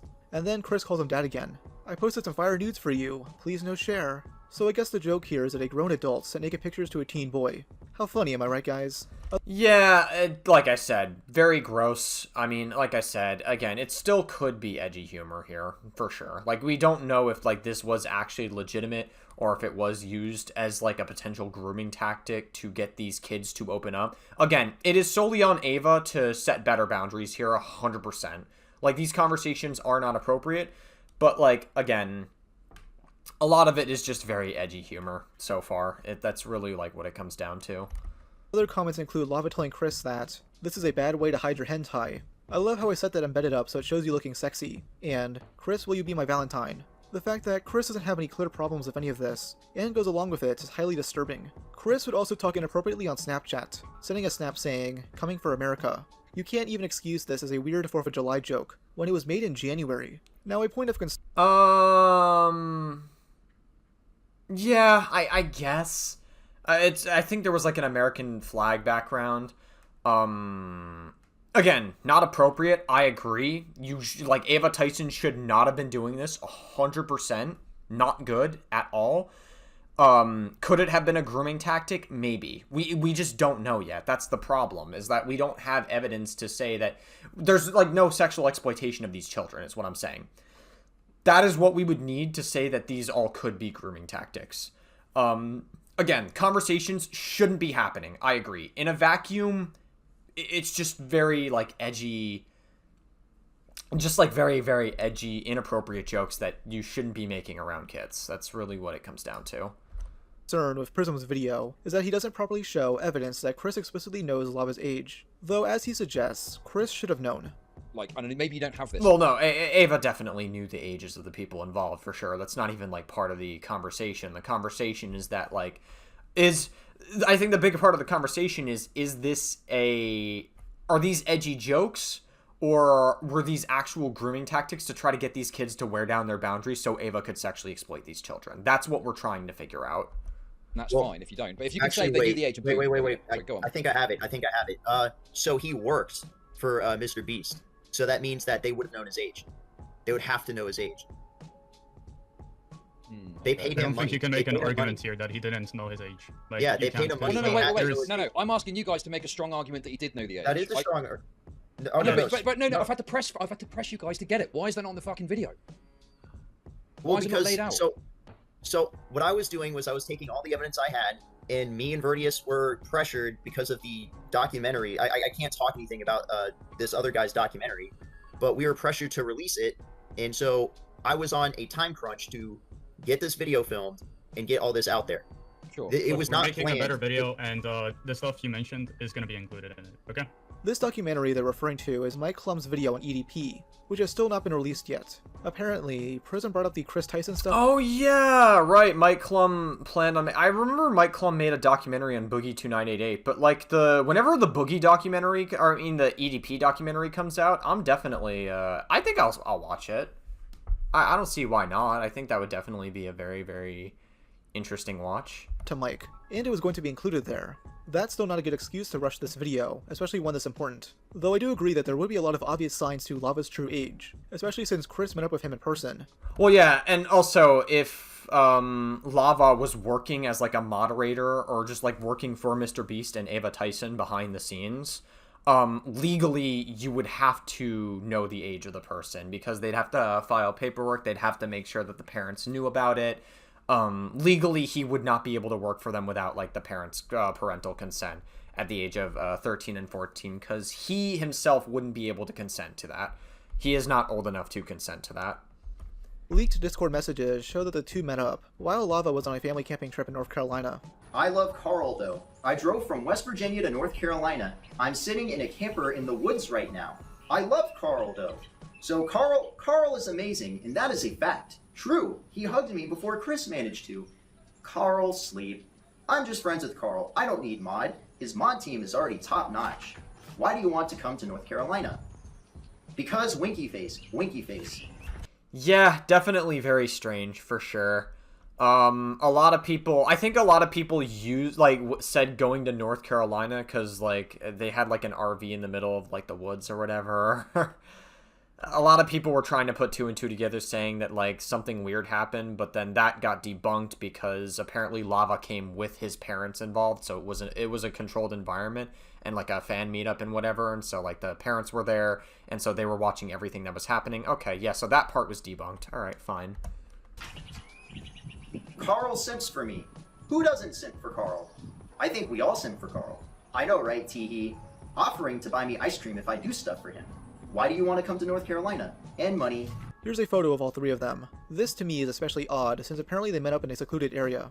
Prism did interview Lava, and apparently nothing sexual happened here, but it's still kind of weird. Prism has yet to release the full interview, most likely since Lava didn't have full knowledge of it being conducted. Prism had reached out to Lava for a job interview to become his editor, and began asking questions about his friendship with Kris. This is insanely retarded, and Hey! We gotta stop using those words, man. Like, this is not appropriate words to be using at all. Unless you're playing Apex Legends, then it's okay, but otherwise, don't say those words. It was against the wishes of the alleged victim in the situation, and at first, Lava didn't even think of himself as a victim, tweeting out, "Kris did nothing wrong. What's actually disgusting is you guys twisting things and making me a victim." What's also dumb is that Prism challenged Kris to a debate. If you disagree with anything that I have brought up, that I have substantiated with evidence, you are free to contact me and we can go on something and debate each other because I am always free for an open debate because I believe these things that I have substantiated are true. And if you think that I am misunderstood and that I misunderstood these things, you are free to debate them and talk to me about them. But the evidence that I have gathered is very strong, very concrete, and very solid. And I really don't think, I mean, I could be wrong, but I don't think you're going to change my mind on this.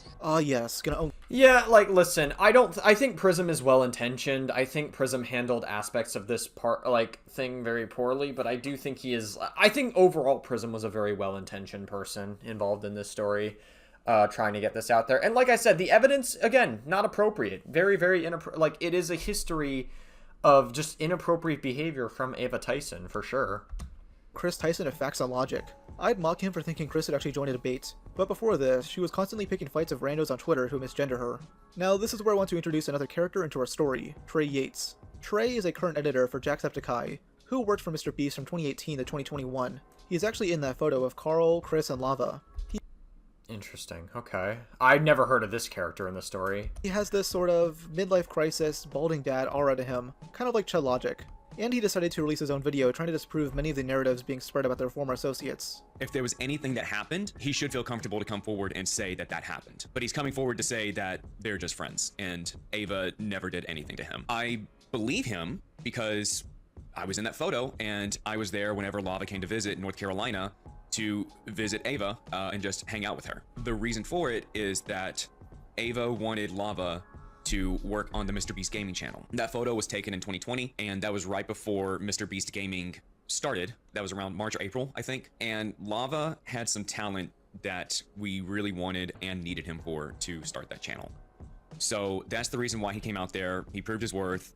He worked hard. We paid him well. Yes, he was 16 at the time, but to him, it was like a really cool after-school job, which yeah, okay. I mean, it sounds like the proper boundaries were put in place for him to work there. So, like, again, I don't really... Like, I really don't have, like, any strong opinions about this, you know? Like... I mean, which job are you going to take? The Cold Stone Creamery ice cream job or the job with MrBeast? I think I know what I would do. Trey then calls out Prism, stating he has a clear bias against Chris due to political reasons. Now, while this might be true, it doesn't completely... Is that true? Is, like, Prism actually, like, a conservative? I never really got that vibe. I'm not saying, like, I'm not completely disproving it. I never even, like, understood or knew that. He dismissed some of the other claims about Ava, like the raunchy, inappropriate tweets. He also calls out Prism's association of EDP. I haven't watched these... That is true. Like I said, like, fucking, like, scraping bottom of the barrel to get, like, EDP involved in your story, that is very fucking strange. Like, why would you do that? That's very stupid. Come on. Like, there are plenty of other ways to get your story out there besides reaching out to other fucking pedophiles to get your story out there. It's kind of crazy, dude. 2 videos yet, but he collabed with this creator named EDP. I have no idea who this is, but apparently this guy is a conservative whistleblower and is also against trans people. Yes. It's possible. I mean, I have no idea if that is true or not. That's the problem with EDP, that he leans conservative, not the fact that he wants to rape children. Wait, is that the argument that this editor made? Videos yet, but he collabed with this creator named EDP. I have no idea who this is, but apparently this guy is a conservative whistleblower. Oh, I thought he was calling Lava a whistleblower. What the fuck? He's calling EDP a conservative? Oh, that's the big... Wait, that's your biggest problem with EDP? Okay. That's, Alright, dude. You sure have your priorities checked out, I guess. And is also against trans people. Yes. That's the problem with EDP, that he leans conservative, not the fact that he wants to rape children. The most well-known thing about him at this point. By the way, right after this, he accidentally leaked his porn history, and had to edit it out of the video. Okay. He didn't even, like, think to get incognito tab open or anything. I guess maybe he wanted his ad block open or something. I just don't use my fucking PC for porn ever. Like, just ever. There's no reason for it. Whoopsies. Now, unbeknownst to Trey Yates, it was quickly alleged that Chris was inappropriately messaging other minors on Snapchat, referring to them as dad. Normal stuff for her, it seems. She would also say, "Keep it a secret though, lol," which is really weird to say to an alleged 14-year-old. The same person also leaked 2 clips from Chris's Discord where they reference sex. I hope he gets cancer in the mouth. Okay. I gotta say, that is one of the not good places. I hope he goes his entire life not smoking a single cigarette, and then when he gets 80, he just gets fucked with by some dude with some cancer dick, and he shoves it in his mouth. And his mouth That's cancer hot. mouth from cancer dick.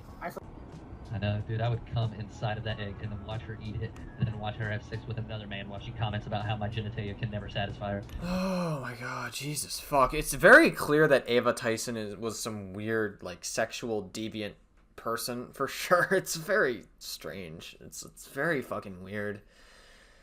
Oh, man. Okay, so, as for the Snapchat conversations, like I said... I think it just, like, based on what I've seen from the situation, it just boils down to more edgy jokes and edgy humor. Saying keep it a secret is definitely a very weird thing to say to a 14-year-old, for sure. That's definitely not appropriate. I still don't know if we have enough to say that they are being groomed into anything, or if, like, Ava was doing it to try to, like, do it for sexual pleasure or whatever, but, like, it's, again, it's, like, still very fucking, still weird, for sure. It's still very weird. By the way, the term egg can also reference someone who is trans but hasn't realized it yet. These damning allegations against Chris are becoming mainstream, and eventually both her and Jimmy had to respond. On July 24th, 2024, Jimmy would finally issue a statement. He would write, "Over the last few days, I have become aware of the serious allegations of Ava Tyson's behavior online, and I am disgusted and opposed to such unacceptable acts. During that time, I have been focused on hiring an independent third party to conduct a thorough investigation. That said, I've seen enough online and taken immediate action to remove Ava from the company, my channel, and any association of MrBeast. I do not condone or support any of the inappropriate actions. I will allow the independent investigators the necessary time to conduct a comprehensive investigation and will take any further actions based on their findings. Many were skeptical of this so-called internal investigation, though a leaked internal email did confirm its validity. It would be months before any updates were given, with Jimmy giving more information during his interview of Oompaville. The Ava stuff came out, and I put out that tweet. We hired the investigators to go look into it, and part of that investigation is they recommended that I not talk about drama or really do anything online because it might influence, witnesses or any people they might interview or ex-employees. So it's a little unfortunate because I told them, okay, I'll wait till the investigation is over. I believe that was literally like a week before the dog pack video came out, and then truthfully, just in transparency, I've never... Oh, yeah, the fucking dog pack video that... dog pack was very clearly riding the cancel wave, and then also confirmed to have lied in their video several times. So yeah, dog pack is not a very reliable narrator in this story whatsoever. Done one of these like big investigations before, and in my head it was going to last like 2 or 3 weeks. It ended up taking a couple months. Apparently combing through all the documents and doing all the interviews and everything just took way longer than I thought, because I've never had to bring in a top tier law firm and a former federal prosecutor and let him, do this really big thing. And so that kind of concluded a couple weeks ago when I put out the tweet of the follow-up. Yeah. Like, that was the day I got the conclusion of it. And I was like, okay, in transparency, I'll throw this out. So basically, the investigation found no confirmed cases of pedophilia within the company itself, after speaking with the alleged victims. Well, hold on. Wasn't there like a... Didn't they hire someone on MrBeast who had something on his criminal record where back in 2011 he fucking like raped an 11-year-old or something? Or something like that? I don't know.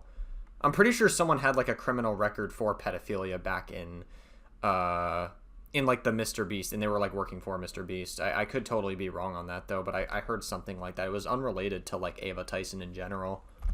Now, Kris would end up deleting all her tweets, which Prism thinks was due to Lava GS.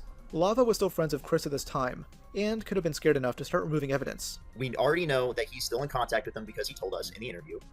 And we know that he found our video, or my video, because he commented on it. And so it just coincidentally, right after that, he deletes his Twitter accounts.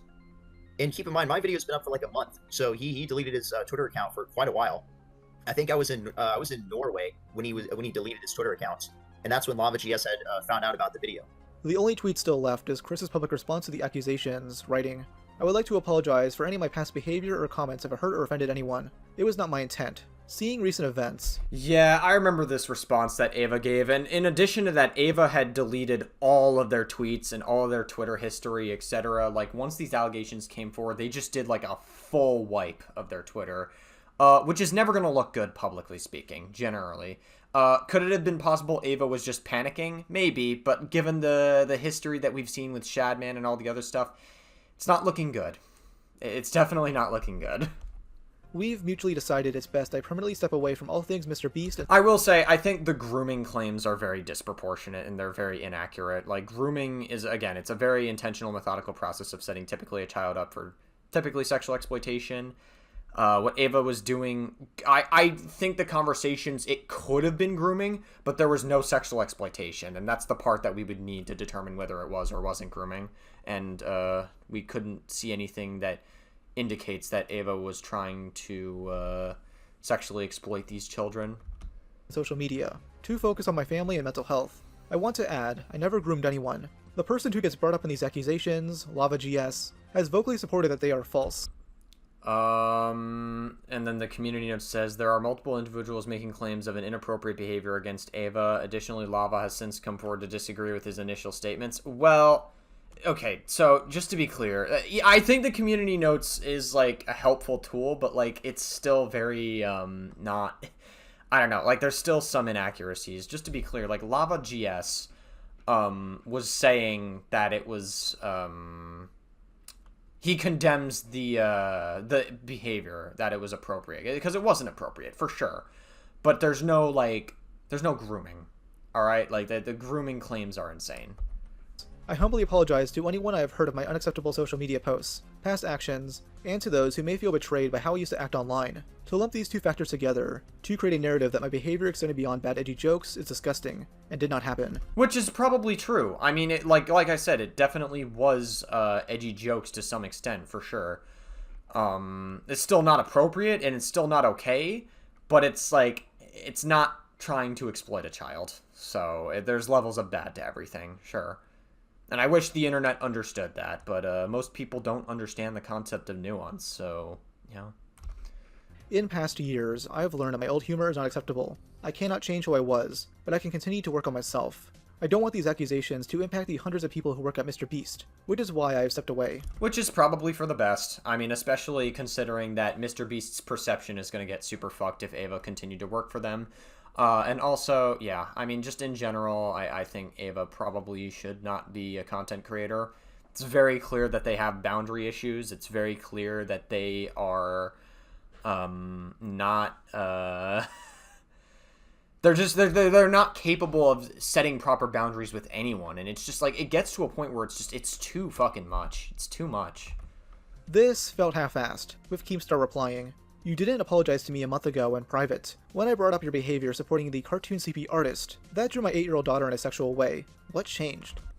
True. I mean, I think that's a very valid counter-argument, for sure. Also, it's important to note that Kris claims they left voluntarily, while Jimmy claims he removed her from the company. Who do I believe? Well, I'd have to say Jimmy, since Kris spends the apology downplaying her actions. Now, speaking of Lava, he had continued to double down on the assertion that he wasn't a victim of Kris, even calling out 2 YouTubers he believed were spreading the narrative.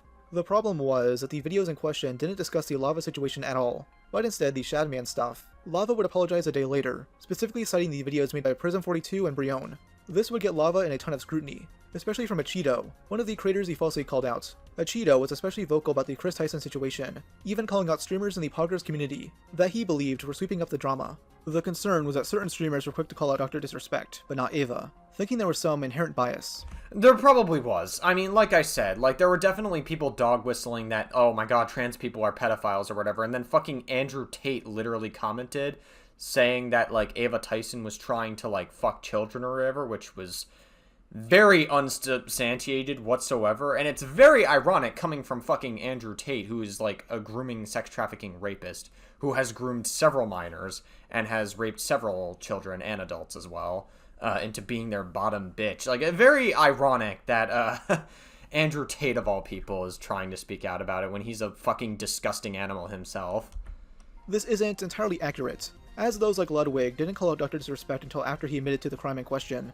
Also, when Achido was calling this out, Jimmy and Kris hadn't publicly responded yet. Another person called out was Moist Critical, mainly by Sneeko. Sneeko believed Charlie was also avoiding the drama despite speaking out against the doc. Oh yeah, Sneeko, you mean the same guy who said it's okay for children to get married to adults? Yeah, crazy stuff, yeah. Look out, Moist Critical is not going to go talk about the Kris situation because he wants to have the MrBeast collab. Bro, you're going to talk about every other trending situation, Dr. Disrespect, Sneeko, anything that goes viral goes on your main channel. Kris, the associate of the biggest YouTube channel in the world, you do a 4-minute clip on your second channel. Stop coping and be a journalist if you're going to be a journalist, or just say that you want to have the collab. Stop lying. Now, Charlie had already discussed the situation on a live stream, and did end up making a 20-minute video on Kris, so it's especially retarded from Hey, Sneeko. Dude, come on, you can't be using words like that. Stop it. The R word's bad. Now, I do remember Moist Critical made a video on this. Listen, I think Moist Critical is a well-intentioned guy, and I don't hate him. That being said, I do think people like overinflate like his words being the gospel. Maybe it's because he looks like Jesus, I guess. Nice little religion joke there for you. Yeah, I mean, like I said, I think people take Charlie's words a little too much like gospel. I don't think all of his opinions are inherently, like, good, necessarily. Like, there are times where Charlie gets a little too preachy, for sure. I think, his Ava Tyson video, for the most part, was fine, but, like, when he framed it, like, talking to minors inappropriately is horrible, like, I'm just like, yes, obviously, but I think he forgot to leave out the context that there was no, like, sexual exploitation. Like, that's very important context. Again, what Ava did was not good at all, and it wasn't appropriate. And the lolly stuff as well, all of it's, like, really bad, I agree. But, like, and also, the majority of the video wound up not even being about Ava. It was about, like, fucking Sneeko calling out Charlie and perpetrating the narrative that fucking, like, Charlie was, like, holding off on calling out this behavior. I think this was, like, part of what made Charlie shift his content from, like, less drama slop to more, like, other, I guess, just other stupid shit, I guess. I don't know. I think Charlie is a little bit, like, too preachy at times. I don't hate him. I just think he needs to, like, not be super sensationalist on certain things. I feel like a huge part of it you could chalk up to being audience captured as well. I do think Charlie feels a little bit pressured to maintain some level of audience capture because he got famous back in, like, what, 2012, I think? Like, 2012 was when he, like, really took off on YouTube. He's been on YouTube for a long time. And so, like, I feel like when people get famous, they just stop maturing, or they stop, like, getting, they stop growing as a person, and they, like, try to maintain their audience as much as possible. So I wouldn't doubt that, like, Charlie is, like, got some audience capture. This clip ended up resparking the drama between the two, resulting in a disastrous debate. Yeah, Charlie did terrible. It's somehow the person that was defending child marriage beat him in the debate. I don't fucking understand it either. But somehow the person who defends fucking 14-year-olds sleeping with fucking 20-year-olds or getting married to them is very, like, somehow he won the debate, I guess. Optics L for both. Charlie claims it's okay for children to get their dicks chopped off, and Sneeko once again argues in favor of child marriage. Sneeko would also spread accusations of his own. Okay, well, that's a bit of a oversimplification. Charlie thinks it's okay for kids to transition into being trans. I do agree that Charlie wasn't as, like, super educated on it as he could have been, and he definitely should have prepared a little more for this debate, but still. Again, like, Charlie's not, like, the best debater. I think even he admits that he's not, like, the best at debating, but, like, I don't think Charlie was saying that kids should get their dicks chopped off. That's, like, a huge oversimplification. He's just saying that kids can start the process of being trans when they're younger, which doctors, by the way, also say is the case. Like, actual legitimate doctors in the real world do say that. So technically, Charlie is not bad for having that perspective. Against Chris, seeing that he actually knew her at one point. Look at me. Yo. Look at me, the big three. This is the OG big three, MrBeast. Were they ripping toxic shit off stream? Hell yes, bro. No way. Bro, Chris used to say he used to say Hey, bro, dude, come on. Why are there so many slurs in this fucking video? What the fuck? These words are not appropriate. You gotta use them in Apex Legends. That's the only time you can ever say these words, dude. Come on, stop using these words. No way. He used to be a Trump supporter, like these coming to the country. Dude, come on. Stop using those words. I swear. What about Jimmy? Jimmy was more brand, like he understood brand stuff a little bit better. But yeah, we would make jokes about everything. They were normal. They were SSB, AR loyal sense of humor. Shut the fuck up. Wallahi, yes. Yeah. Everybody has that natural sense of humor. Yeah. And then to see the switch, I'm like, what the fuck? I used to make Trump jokes about building the wall. I made MrBeast and I do a skit where we built a Lego wall, and I said MrBeast needs to, like, whip me and chase me over and, like, get over the wall, get over the wall. There's a MrBeast 6000 Oh, yeah. we used to know. Now, despite all the false accusations of sweeping for Chris, there were some genuinely trying to do that. Namely, the breadtubers. The bread tubers. Oh no, it's like Denims as well. You mean the same person that, like, dog whistles, is in, like, Hassan's orbit, who also dog whistles that Jews are less than people, and then runs support for Bad Empanada, who took credit for sending 2 human skulls to Ethan's house, and also was falsely calling CPS on him, and she was co-signing it. Yep.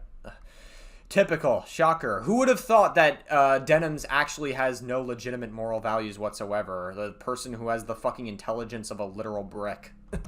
Now, these people weren't downplaying Chris's actions because they legitimately support pedophilia or something. It has to do with this inherent team sports mentality they all have. These leftists are seeing that certain figures on the far right are going after Chris, and instead of giving a nuanced take, they want the backlash to seem unjustified.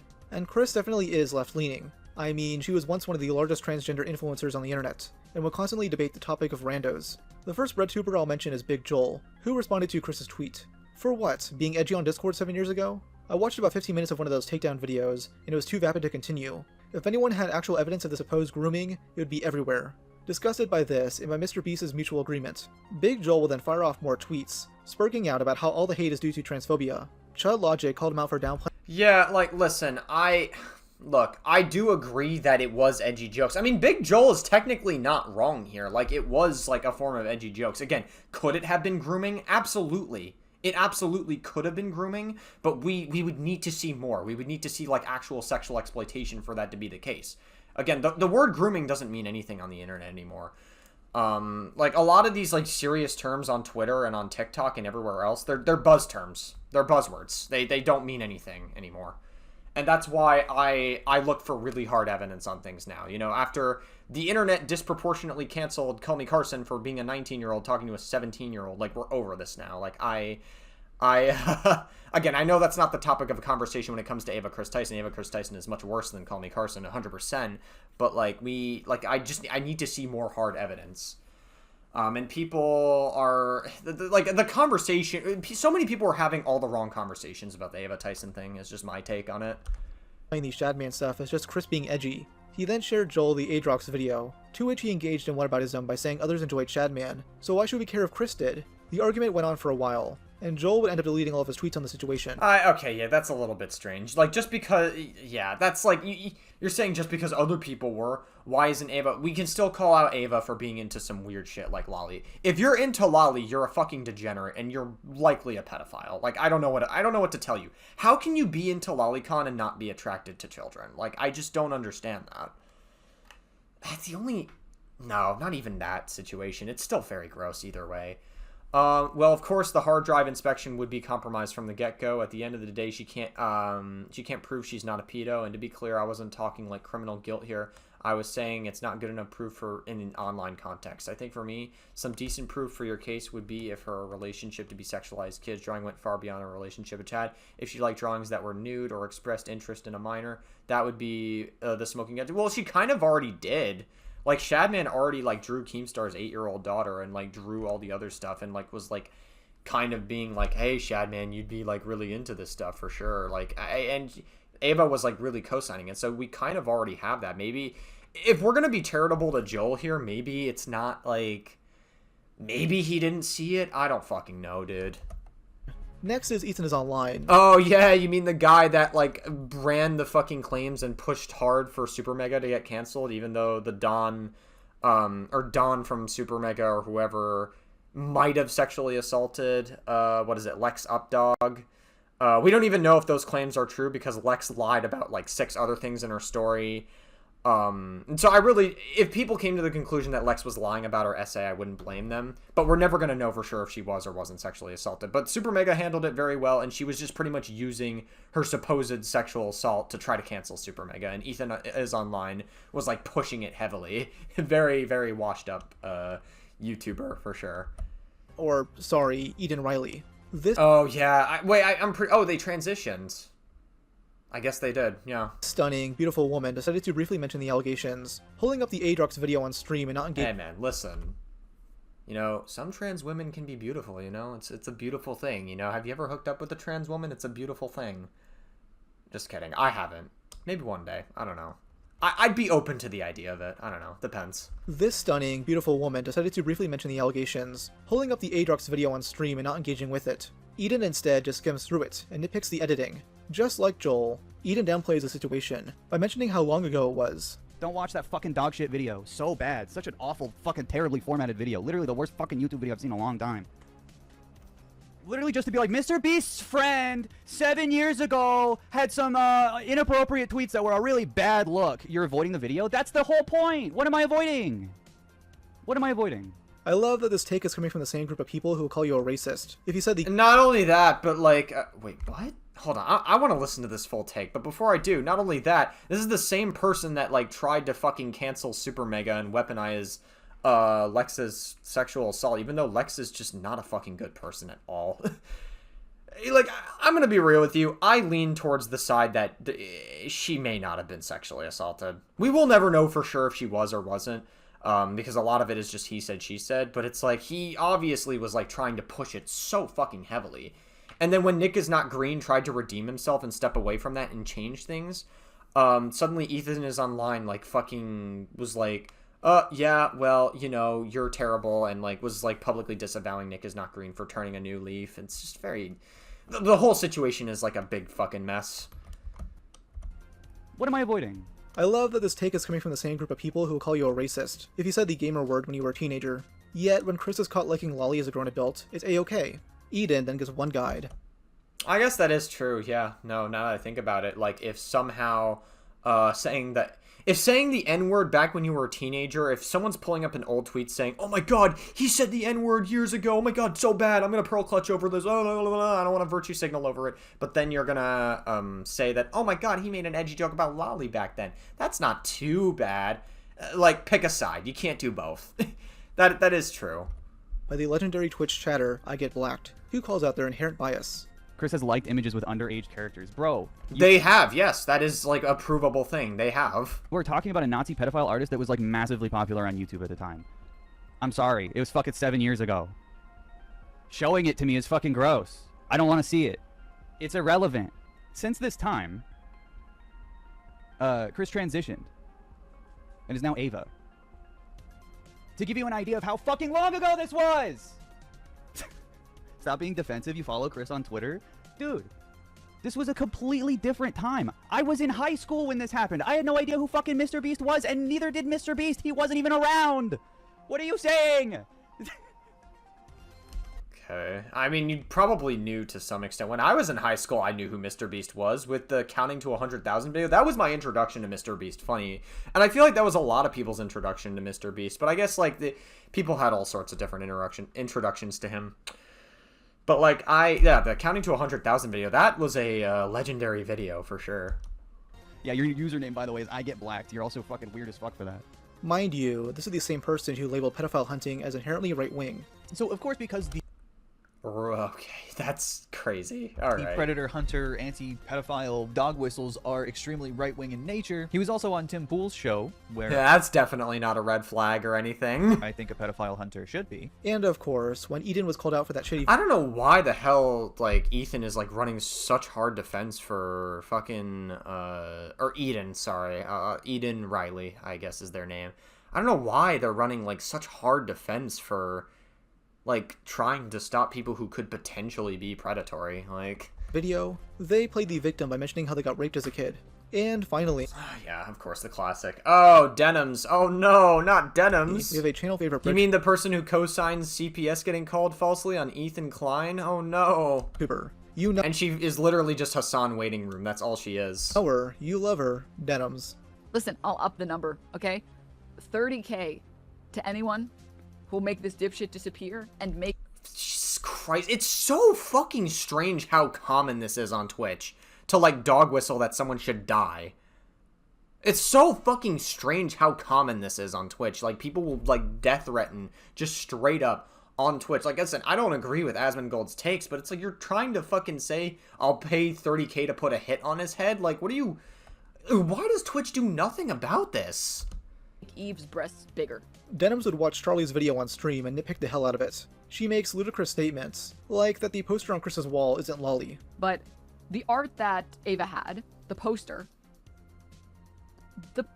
as far as I see, doesn't look like it is or is not a fucking child. Oh my god. You are so stupid. You are so dumb. Like, if that is the interpretation of your situation, that is a massive fucking self-report, Denims.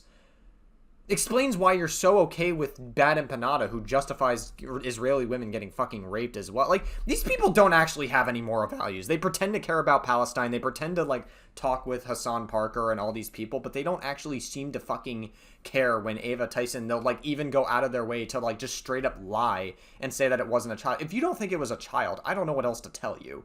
Like, that was very clearly a fucking child, and Shadman very clearly was into drawing children in a very sexualized manner. I don't know what else to tell you. Like, there's just no other interpretation from that. It's indefensible shit, and if you're running defense for it, you're fucking disgusting. And you're also stupid as fuck. It's like edgy art, and that's it. Okay. So child porn is considered edgy art. Yeah, okay. Listen, it would be one thing if Ava Tyson joked about, you know, CP or whatever, being like, oh my god, EDP got, like, CP or whatever, made, like, an edgy joke about that. It'd be one thing if Ava did that, but they actually engaged and co-signed what fucking, not Bad Empanada, sorry, what fucking Shadman was doing. It's, like, so fucking, it's just insane. The person who made it apparently went on to make child porn art, which is insane, by the way. But why are you saying Ava bought a child porn poster when the poster she bought wasn't? It was. It absolutely was. What makes you say that it wasn't? You fucking... Dude, you're so stupid. You're so dumb. Holy fuck. I can see why she's the side chick and no man ever wants to actually fucking date her. Just to be clear. Holy fuck, you are so incredibly stupid. Why did you say that? First of all, Shadman was already known for drawing lolicon at this point. Yeah, pretty much. That's exactly what I'm saying. Also, get this off the screen. I don't want to fucking see this shit. Very obviously a young girl. It's not exactly common for a grown woman to have braces. Denims also uses whataboutism, and brings up the Dr. Disrespect drama to placate the Ava stuff. This is another instance where I feel like it's very bizarre that people are comparing the Dr. Disrespect situation to Ava's situation, because Dr. Disrespect was a 33-year-old man flirting with minors. Ava was a 20-year-old trying to make stupid jokes with minors. One of them is like, dude, what the fuck are you thinking? Okay, well, this point's actually, like, true. This is, like, sort of similar to the take that I have. I just think the way that she's going about it, she's very obviously trying to say, it's not child porn or whatever, it's not child porn or whatever, but it obviously is, like, a drawn kid, like, very sexualized, which to me is, like, the most damning thing about Ava Tyson. It's very gross behavior. That on its own, I feel like, was a massive red flag. But, like, again, I do agree that, like, Ava Tyson was making, like, edgy jokes to, like, minors in the Discord. We've already talked about this earlier in the video. And I do agree that, like, with Dr. Disrespect, it's very obvious that Dr. Disrespect was trying to meet up with a kid and have sex with them. It's very clear if you read between the lines of his admittance of what he did. Dr. Disrespect was having sexual conversations with a minor while he was 35 at the time, and he tried to meet up with them at TwitchCon. Like, that we know about. So, like, that's, like, I will say that, like, at the time, we didn't know anything about that. So, like, again, I feel like if she worded that a little better, she could have actually had, like, a decent case here, but instead she just went about it by saying, oh, no, but it wasn't CP or whatever, and that automatically just makes this whole defense really fucking stupid. Crazy, you're trying to commit a felony, and the other one is like, oh my god, you are cringe. You are beyond cringe. Don't do this. Stop. What are you doing? Stop trying to talk. Don't talk to teenagers. Don't talk to them. I just want to remind you. Sure, yeah. I mean, I agree, but you're obviously, I don't think you care as much as you're pretending, considering you also co-sign a lot of bad behavior from Bad Empanada, so. That Denims has explicitly said that she won't criticize those on her side, because she finds it to be a waste of time. My perspective is, I don't like to spend my time, going after other people that are on the left, right? And that's just because I think my time is better spent making fun of people on the right. You guys can disagree, and I'm not saying that no one should ever do this, and I'm not saying that I think it's bad to do this. I'm saying I don't like to spend my time fighting with people who are saying that they're on the left. Thank you, Dr. Tits. Very cool. Obviously, like, having your tits out for, like, your viewers to see. I think it's much more effective for me to make fun of people on the right instead of, because every minute I'm spending making fun of very insightful, Dr. Tits. Thank you. Somebody else on the left, I could be making fun of someone on the right. Thank you so much, Dr. Tits. Right. We're so honored to have you here, Dr. Tits. Pattern of behavior for her. That has led to Denims defending some really weird shit. Most notably, Balenciaga, after they released an ad campaign sexualizing minors. And Keffels, after they got exposed as a predatory scammer. Speaking of— well, yeah, I'm pretty sure Keffel, like I said, maybe I'll do a deep dive on Keffels one day, but, like, I'm pretty sure with the Keffels situation, they were caught, like, trying to push minors as young as, like, 13 or 12 to get, like, put on HRT or, like, massive hormonal changes in, like, such a very dangerous way without their parents knowing. It was, like, very dangerous shit. But yeah, I would have to, I'd have to deep dive to know more on that situation. It definitely doesn't sound good on the surface, but I'd have to know more. The Keffels drama. Chris would actually DM Mutahar of Some Ordinary Gamers, following the release of his Keffels video.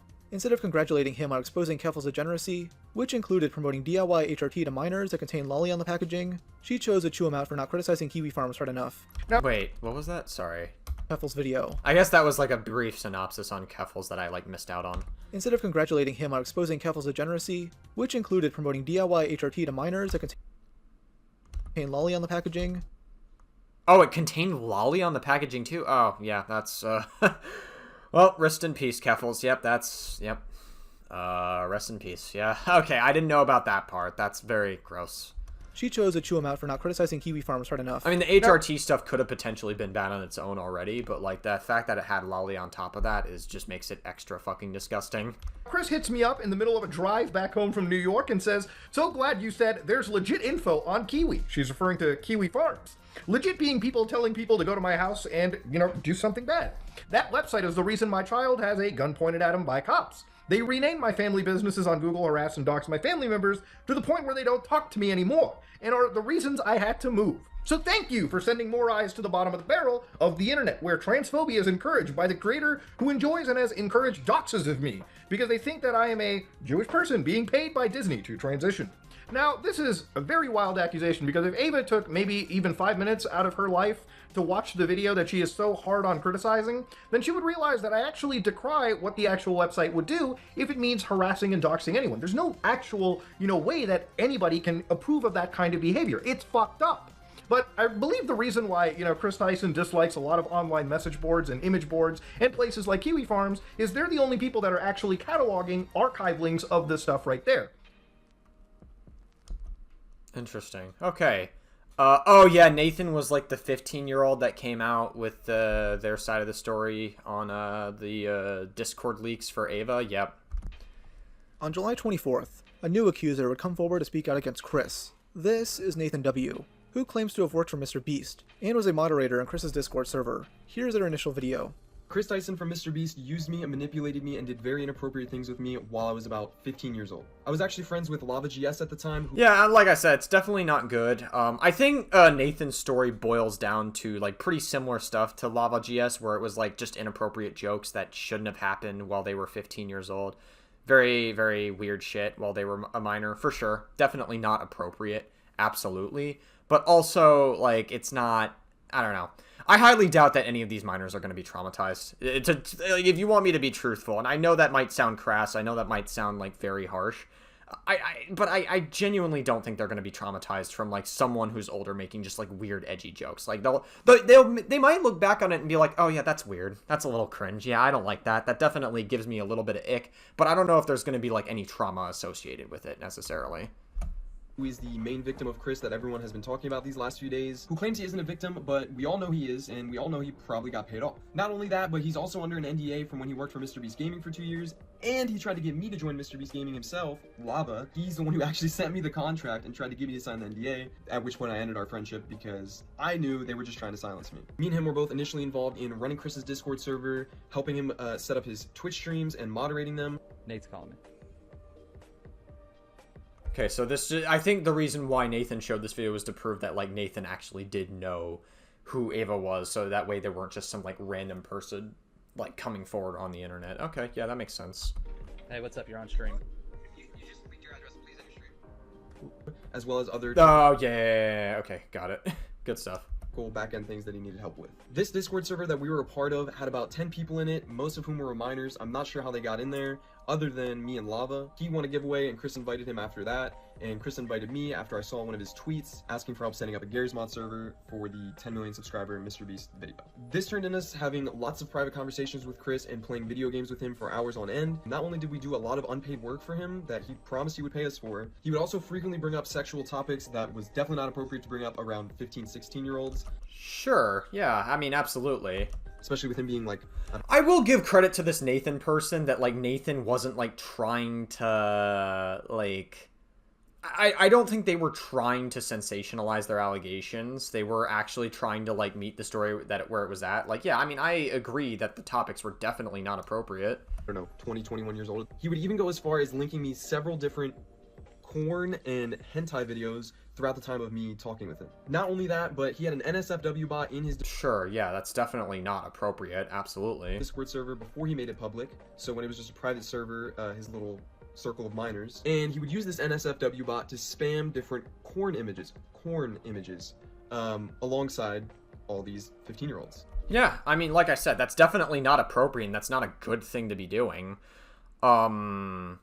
Again, it could have just been, like, some more edgy humor from Ava. Again, I do think Ava has extraordinary boundary issues, and it is on Ava to set better boundaries with the people who were minors at the time in this server. 100%. But so far, like, it definitely, all of this could be a grooming tactic. I'm not saying that well, I mean, I am saying that it isn't, because, like, we just don't have enough information. There's no, like, sexual exploitation that might have happened with these kids. If there was, then yes, all of this would be considered grooming tactics, 100%. And I wouldn't even push back on it. But the only reason that I'm pushing back on it is that we don't have the sexual exploitation. So that is sort of, like, giving me a little bit of, like, information that maybe it was, like, just some form of edgy jokes that were not appropriate to do, but in a vacuum, it wouldn't really necessarily be cancel worthy, you know? It's just all the other stuff on top of this situation that, like, is just too much, you know? Like, it just gets to be, like, too fucking much, and Ava is just incapable of just setting proper boundaries just at all. Frequently call me dad and daddy, as well as the others, which I guess we all kind of just took as a joke at the time. You have to think this is someone who we looked up to at the time, we idolized, we thought was the coolest person in the world, so they couldn't really do any wrong in our eyes. But looking back, I was definitely uncomfortable at being called daddy by a 20-year-old, and even just thinking about it now, it's just uncomfortable. This server... Sure, I mean, I wouldn't doubt that that's true. He probably looks back at it and is go like, ugh, that's very icky. I'm not really a huge fan of that.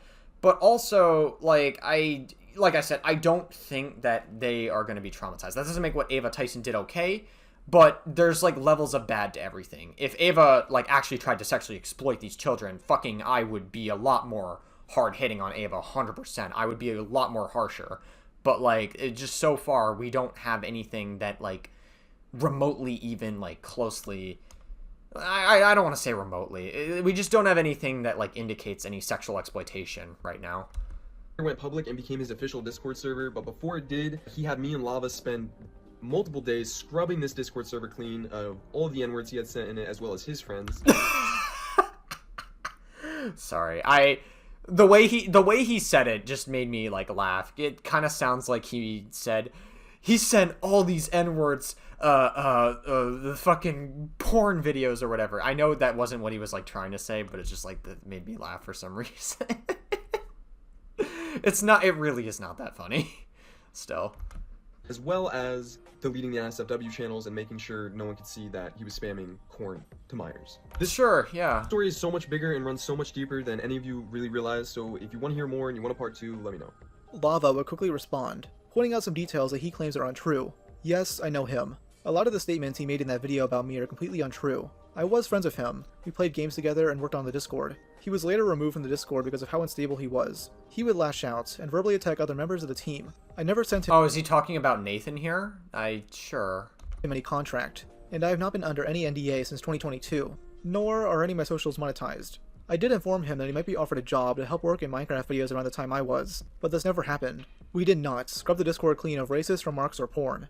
We did convert the Discord from a private one to a public in a day, after it had been made public. This involves setting up moderation bots and channel permissions. We also had never done unpaid work. At no point was there any agreement that would be paid for anything we worked on. Nathan has since deleted his Discord messages between me and him. He also deleted his original Discord account.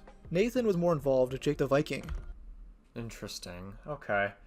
I mean, that definitely puts some... I don't think that, like, completely invalidates Nathan's claims, especially since, like, Lava walked back a lot of their claims and said, like... Lava... I think this just proves what I said earlier, when Lava, like, walked back their claims and said, I now saw the messages and I can confirm that these did happen, and it was... what Ava did was inappropriate, and I do strongly condemn it.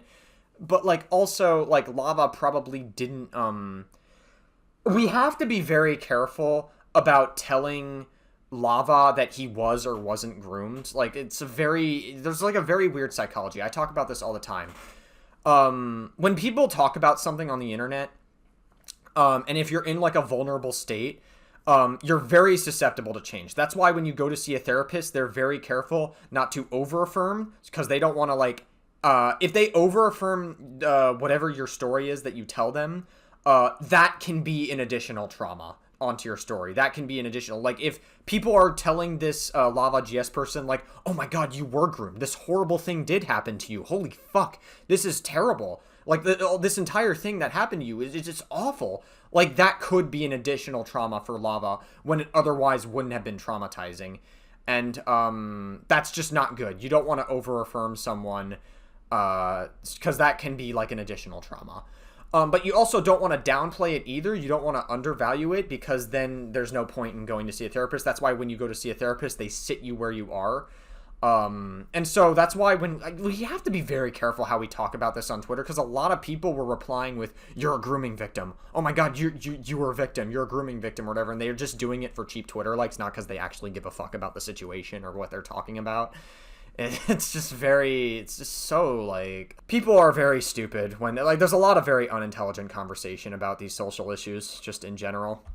Here's a video of Nathan in it, and being tagged as the editor, and then he links to a gaming montage Nathan edited. Nathan responded back to Lava, stating, actually, I left the server on my own accord. Yes, I lashed out on people. However, I was never removed by anyone. I left the server because it was a toxic dumpster of Discord mods running around yelling at each other. Also, you did send me a contract. You literally sent me a MrBeast gaming contract and told me I would have to sign an NDA also, at which point I cut ties with you. Trey Yates, who, remember, knows Lava, claims that he never knew Nathan and was never... I was one of the leads for MrBeast Gaming. I know who was sent a contract and who wasn't. I never heard of this Nathan guy, and he was never sent a contract. There's a reason he's not showing receipts for it. So multiple people are vouching that he isn't. Then multiple people are. Do we know if these people are trying to sweep for MrBeast on purpose, or is Nathan, like, trying to, like, actually be legitimate? A lot of this is going to be he said, she said, so I don't know if we'll ever get to the bottom of it. And also, Nathan deleted their original Discord account where the messages were sent, so we're never going to actually know the extent of the messages for sure. So, a contract. Now, it's very important to note that Trey clearly has bias in the situation. He's still willing to condemn some of Chris's behavior, but doesn't talk about the Shadman stuff at all, and dismisses her actions as edgy humor. I also want to say Lava is very brave. I will say, no, I mean, it absolutely was edgy humor. Like, again, it was edgy humor. Again, I'm not saying it was appropriate, I'm not saying it was okay, and on top of everything else, I just think everything combined, Ava shouldn't be a content creator anymore. I don't think Ava is a good person, but like I said, there's no grooming. That's just like, that's a very normal take, actually. Based on all the evidence we have, there was no grooming of these children, just straight up, there wasn't. For coming forward and denying those allegations and taking all of this flack. He's been messaging me and saying, like, this shit's so crazy, and I agree. Really, last thing I want to say.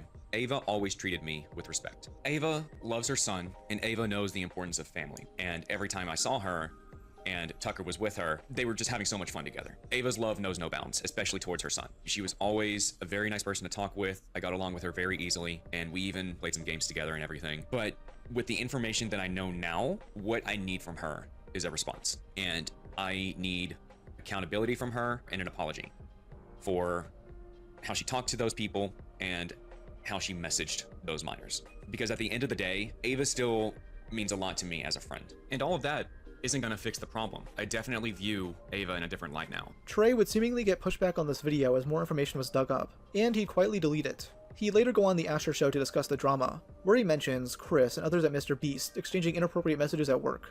I don't want the story to be shifted away from the culture of MrBeast and what Jimmy promotes within the company, how he wants the culture to be, is that a lot of the edgy type of content and a lot of the, edgy cringeworthy humor started with Ava. Yeah, I mean, like, that is true. Like, a lot of, like, Ava Tyson was an edgy person. Like, a lot of it was edgy humor. And the fact that they were into Lolly, definitely, that can't...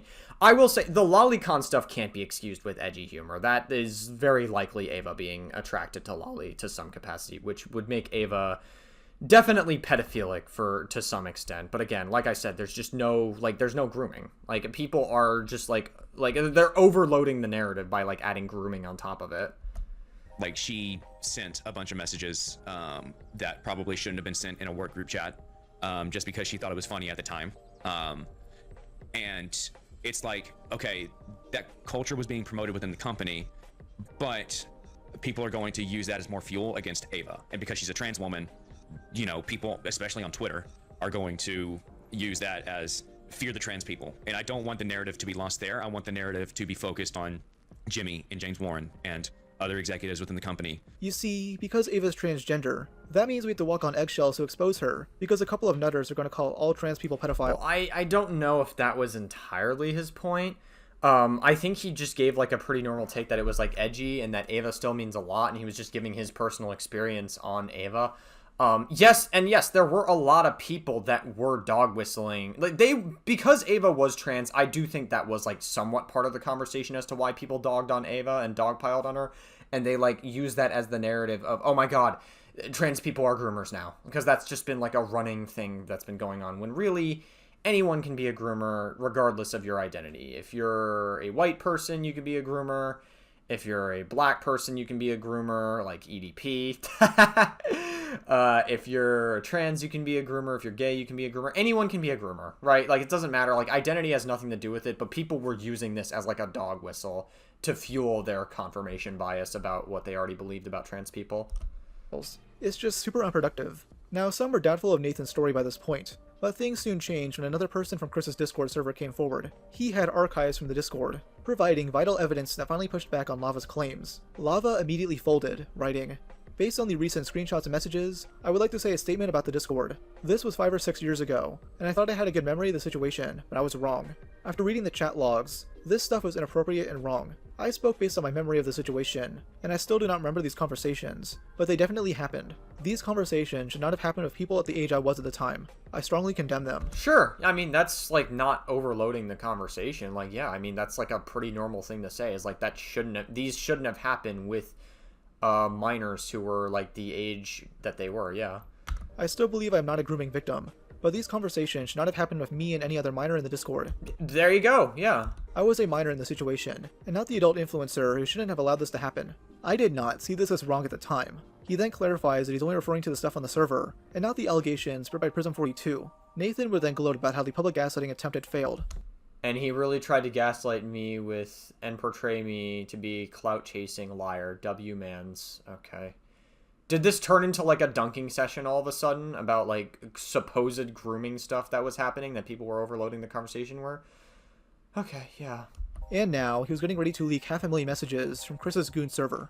At everyone, please do not announce to the server when you are going to go masturbate. This has been a reoccurring issue, and I'm not sure why some people have such underdeveloped social skills that they think that a server full of mostly male strangers would need to know that. No one is going to be impressed and give you a high five, especially considering where that hand has been.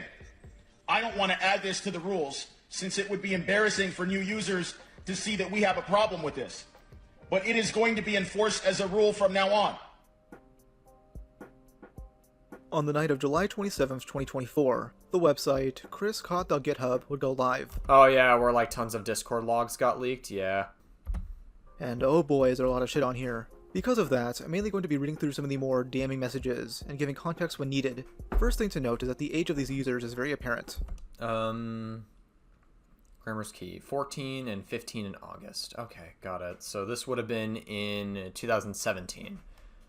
Interesting. Okay. A lot of teenagers on here, with Chris being in their early 20s. Yeah, definitely not appropriate. There's also a user on here named Discount Milk, who is allegedly an old friend of Chris and Jimmy's, and went to the same college as a former. There's some really shady stuff with this guy.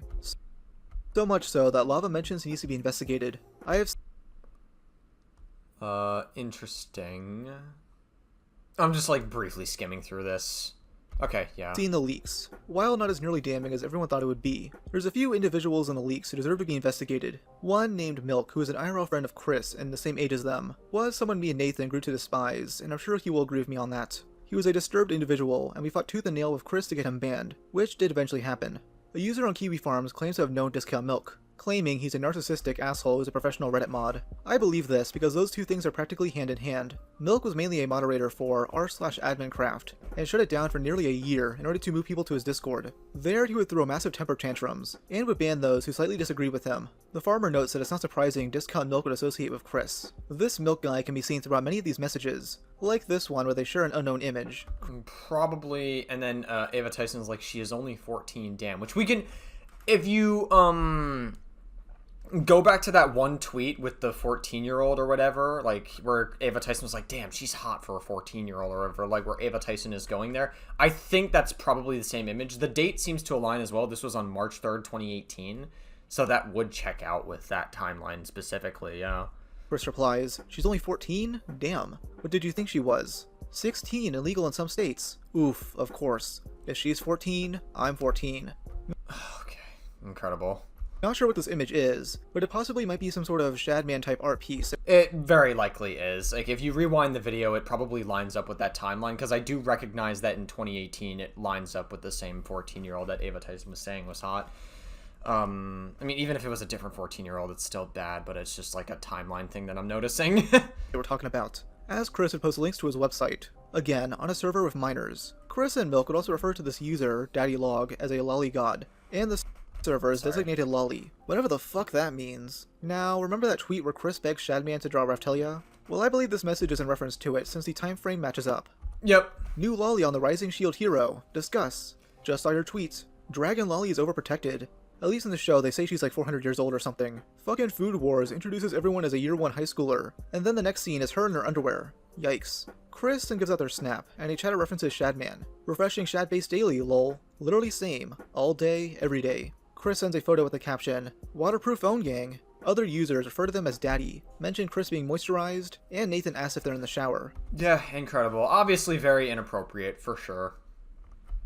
Like I said, I wouldn't say that on its own right here. If it was just this in a vacuum, right? Okay, forget all the other Ava Tyson stuff, like the Shadman stuff. Yes, I know it's a big thing to forget, but just, like, bear with me here for a second. But, like, the Shadman stuff, the edgy stuff, like, everything. If it was just these edgy Discord messages, right? With, like, these minors making inappropriate jokes that shouldn't have been happening, I agree. If it was this on its own, how I would have responded to the situation would have been like, hey, listen, like, obviously these jokes were not appropriate to be making around kids at the time, you know, like, I shouldn't have been having these conversations, I agree, but I was never trying to sexually exploit these kids, and you can look at all the DMs to prove that there was no sexual exploitation. I wasn't using it to wear down their boundaries or do anything like that. It was just very inappropriate jokes, and I agree I shouldn't have been doing it. That solely relies on me. The responsibility solely lies on me, and that's about it. Like, that's how I would have responded to it, but yeah. A user then asks for Chris to send nudes. Before the server's designated lolly comes in. So, from what it seems, Chris is sending semi-nude pictures of themselves in the shower to a server full of minors. In another message, Chris links to this Reddit meme. The PlayStation 2 is 17 years old today. 1 more year until I can fuck my PS2. Discount Milk reacts with a simple, "Oh," before Chris adds on, "I like my PlayStations around 13 years old." Alright, how many times does Chris have to joke about having sex with kids before I can reasonably say they want to fuck kids? Yeah, I mean, that's a reasonable question to ask. I mean, like, how many times can you make the same joke before you, like, it becomes an intrusive thought? Like I said, like, with all the Discord leaks, with all the fucking, like, edgy humor previously, with all the other stuff that's happened, I really can't blame people for coming to the conclusion that Ava Kris Tyson is some kind of a fucking pedophile, to be honest. Like, it's very, like, it's so weird. Like, everything is just so fucking icky. Chris seemingly also engaged in semi-humorous roleplay with her Discord kittens, acting out some really gross shit. Oh, more like YOLO. Uwu is way cuter, bruh. Buzz is your necky wecky. Fight me. Love you guys. I'm pretty sure some of these people were minors. Nuzzles Peen. Okay, yeah. Okay, yeah. So if they were, like, if they were saying that to minors and they were role-playing it, it's gonna be a bit tough to justify that with edgy humor, for sure. That's a little, yeah, okay, fair enough. That, I didn't see this message. Everything else could have been an edgy joke, but this definitely is, like, very not good. Yeah. Uwu, unzip stick. Okay. I mean, maybe if you want to be, like, super charitable, there is a world where this could have been some weird edgy joke, but, like, it definitely is not good. Like, just based on what I'm seeing, it's like, yeah, it's not good. It could be some weird edgy joke, but it's like, you just don't say shit like that to kids. You just don't. That's very... It's gonna be, and also with the Shadman stuff, the fact that, like, you probably are some kind of a pedophile, it's gonna be a bit tough to justify that one, yeah. No, Chris the meme god. Chris the meme god. No, no, Chris, no, Chris, don't nuzzle the minor's pee. No, Chris. Chris, no slave rank, father? You know slave rank is in the MrBeast Discord. Slave rank, okay, Jesus fuck. This is my Discord. Yes. What is this, Pulp Fiction with the GIMP? Jesus fuck. I know, that's why I thought you'd make the rank like that too. And does anyone in here play VR chat? I kinda wanna play it, haha. I got the big dick swinging roll. It doesn't do much, but you can flex with it. Just saying, I know it's a game, but some of them anime girls, oof. Big dick swinging roll sounds legit as shit, bro. I honestly just checked if you had it. Yeah, if you play VR chat for a while, you pop a boner. Why don't you slide a $10 bill or a dick pic under his bedroom door to get a shout out? Shadow, I have a big swinging dick now, buddy. MrBeast was seemingly on the server, as someone under his name would pop up from time to time. I mean, it's possible that, like, MrBeast never actually, like, looked into the server or was, like, active in it. There's a lot of people who are part of millions of Discord servers but don't read probably don't even, like, read any of the messages at all. Most infamously, after a user wrote, "Chris is black. Chris, you're black." No, he's not. His penis isn't big enough. I'd know. MrBeast corrects Discount Milk. No, I know his penis size, and it's huge. Beast, are you gay? I mean, okay. That moment you deep-throat a whole cock. I don't know if MrBeast, like, knew the extent of it. And also, I don't think MrBeast was trying to sexually exploit these children either. He was just, like, making, like, weird, like, jokes and, like, kind of goofing around. And he wasn't using it to, like, wear down someone's boundaries. Again, like I said, the Ava Tyson thing saying, like, Nuzzle's peen to the moderator, that's a little... It's gonna be hard to justify that as, like, an edgy joke. That's a little bit too... I don't know, man. I'll deep throat Chris's dick. It's definitely very, very weird, for sure. It's definitely not good. MrBeast joins in to comment on my penis size. I love it. Who else but Quagmire? I love your penis. Chris has a huge cock. Can't confirm. Not big enough. Needs to have spikes. I would deep throat MrBeast and all his friends' cock. Jimmy out here giving cock inspections to Chris, stroking his big beast. Many have given MrBeast the benefit of the doubt here, but there's some questionable things he said over the years that make me doubt this. First of all, when Chris was sucking up to Shadman, apparently the creep had mentioned Jimmy. He replied, "This is all we've ever wanted. We can quit now." Lol, just a random at MrBeast meme on Shad. Love it. This is all we've ever wanted. Oh, yeah, okay. That's definitely not good. There's also a really bizarre joke Jimmy made on the Wet Hot Soup podcast regarding Bad Baby. At the Oh, yeah, I remember this. Yeah, this was just an edgy joke. That's really all this was. It was definitely not good. Even for 2017 standards, it was still very fucking, like, bad, for sure. But, like, it's still, like, again, this was just an edgy joke. This was not, like, him trying to... I don't know. Time, in 2017, Bad Baby was 14 years old. Yeah, I'm pretty sure Keemstar hates every single one of us in this podcast. Then again, Keemstar hates everybody, dude. He's never had a friend longer than 3 months in his entire life before getting in a fight with him. And he did say that he enjoys the Catch Me Outside girl and thinks she's funny, so let's just... So that just shows what... Let's be real. Do you want to put your dick in it?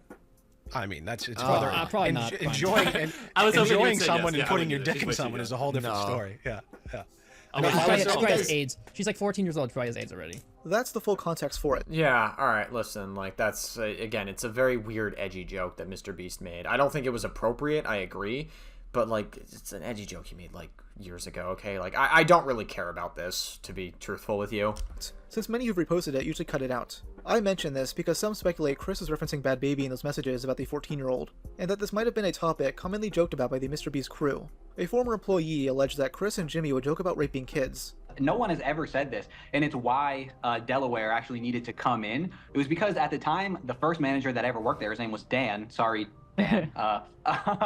And he was actually a really good guy, but everyone was consistently making these jokes widely inappropriate about his, like, 5-year-old kid. Ew. That's definitely very bad, for sure. And so, like I said, a lot of edgy humor, just in general, was very normalized, both in Ava Tyson's server and in MrBeast's server. I would say that, like, the Nuzzle's peen thing that Ava Tyson sent there, that one is definitely, I hate to be that guy. It's not enough for me to say that, like, that is, like, some form of sexual exploitation, but it's still it's pushing it. Like, it's definitely really pushing it, for sure.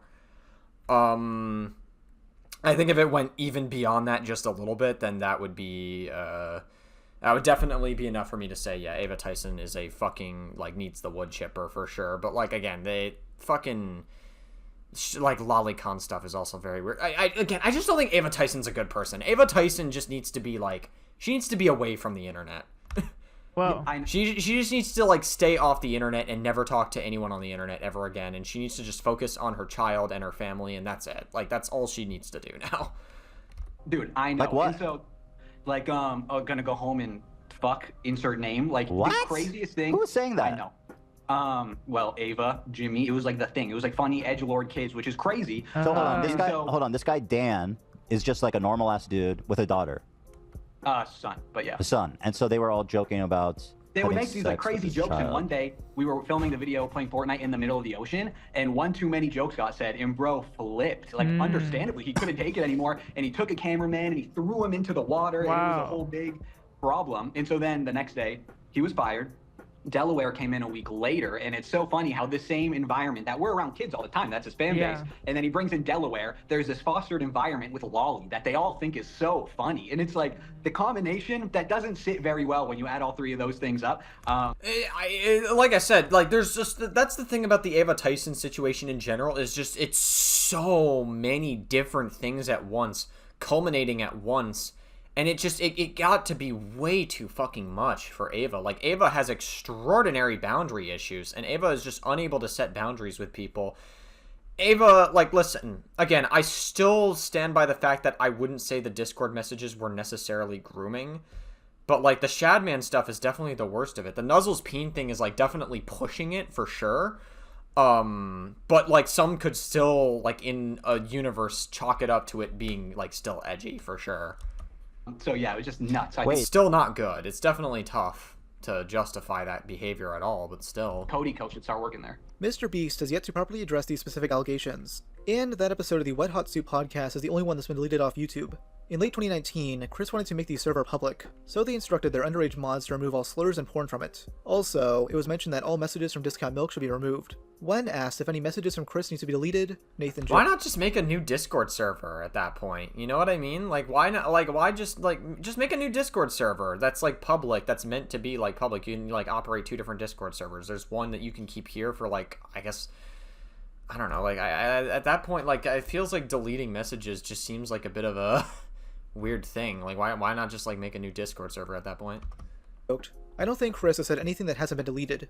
After the cleanup, someone asked about the deleted channel, which other users don't want to mention the original purpose of. However, Discount Milk let it slip, saying it used to be a channel made to post porn. Yes, a not safe for work channel existed on a server. I like how in this previous message, by the way, where Ryan says the world may never know. Well, guess what? The world now knows. 5 years later, 6 years later even. Milk let it slip, saying it used to be a channel made to post porn. Yes, a not safe for work channel existed on a server being moderated by minors. One that, according to the server's designated lolly, had trap porn on it. When asked to remove it, Chris said, "So what do we do? Remove it? No, people like it. Even if there was a way, anyone can lie about their age, LMFAO. Yeah, true, and to be fair, the internet is full of porn. Discord says that if you can't regulate it, don't have one. It's the responsibility of the server owner to prevent minors from viewing pornographic materials." Sure. Yeah, I mean, it's a good policy to have, yeah. A parent? Lol. I personally always ignored those warnings every time I was young. Bro, I was a weird fucking gooner kid. Holy fuck. Bro, when I was like fucking 15 years old, I would like be fucking beating it to like some weird fucking, I don't know. Probably TMI. Let me get rid of it. I was a weird fucking gooner kid in high school. That's all I'll say. Because of the fanbase of Beast and Chris are mostly under 18. Someone mentions making the channel 18+, with Chris replying, "It would be a lot of work, lol, but I'm fine with it. You know, making sure kids don't have easy access to porn sounds like hard work. I guess I'll do it as the— Yeah, like, listen, just to be clear, like, kids are weird, terrible, fucking horny gooners. Like, they are horny gooners. Like, high school is a weird fucking time for people. That's, like, a time when puberty kicks in and you start discovering things. I'm not saying that makes what Ava's doing okay. I'm not justifying that. I want to make that clear before someone, like, views that out of context. But, like, high schoolers, like, kids are weird fucking gooners. I was a fucking gooner kid as well, and so are plenty of other people. And, like, so were plenty of other kids. And, obviously, like, kids can consent to each other, right? If they, like, did something with each other, right? Or if they're within, like, a reasonable age range of someone that's older. But, like, we just have to understand that, like, kids are, like, it's not like kids don't know what sex is. And, like, that doesn't mean we should be having, like, inappropriate conversations with them. They should be in, like, controlled environment. We should be educating, like, younger men specifically about, like, more, like, better sex education and, like, consent and all this other stuff. Because a lot of young men get their education from porn, which leads to a lot of cases of sexual assault, whether it's, like, intentional or not. And, like, that's a whole separate conversation we could be having. But, like, that's just, like, something that people need to realize is that, like, kids are fucking terrible, horny gooners. Like, I was one, and so were plenty of other kids. Adults in the situation, and I just can't be bothered. Now, the reason why these Discord logs are archived in the first place is because the leaker, Balls Fish, claims that another predator existed on there. I originally downloaded the channels due to one admin's, Shadowbullet/Max, inappropriate behavior towards many of the underage girls on the server. Yeah, like I said, this would be the bigger concern of the situation, was the fact that other people who like where the server normalized edgy jokes, some older person could use that to their advantage to try to wear down someone's boundaries and to try to sex them and sexually exploit these children at like such a young age. That is like the bigger concern, personally. Like with Ava Tyson's case, it definitely could have been grooming, but we needed to like see more. But a lot of it, I would say for the most part, was just edgy boy humor for sure.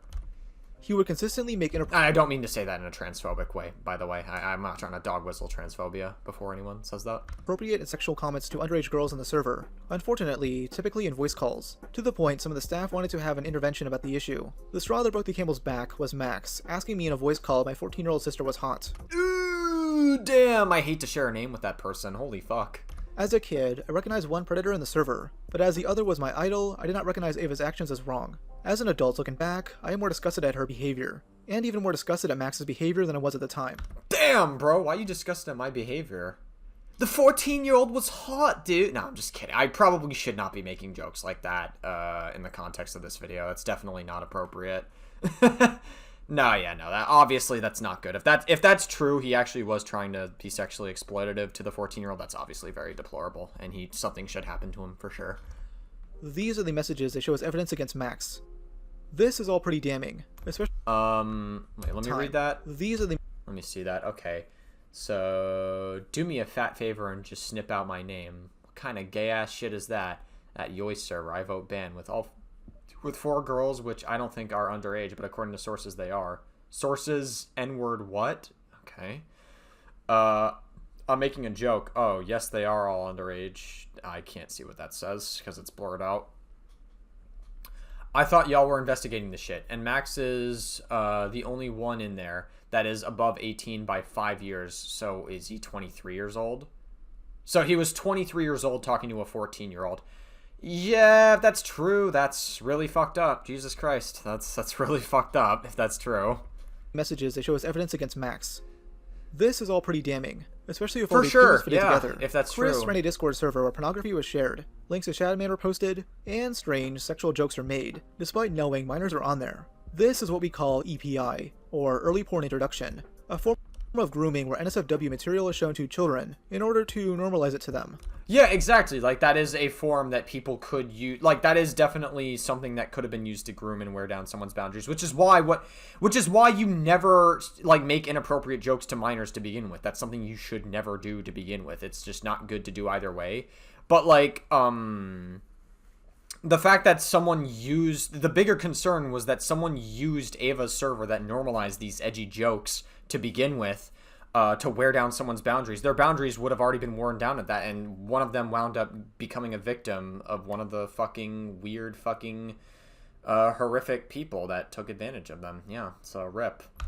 And seeing that there were alleged predators on the server, the ultimate goal could have been the exploitation of these kids. This is still technically a theory, but some really bizarre shit happened here, and you can't doubt that. The GitHub site remained up for a few days, but was strangely taken down on the 31st. Nathan claims it could have been because of a cease and desist from the MrBeast team, but in reality, it was because the site violated terms and services. There's a news site hosting the leaks, and I'll be linking it in the description below, along with the many other sources. I'm not gonna look at all of it. This video is already like long enough as is. I don't want to make this reaction video longer than it needs to be, so I'm not gonna bother looking at every single instance of it. There's like 500 plus screenshots worth of evidence against Ava, so I just don't really...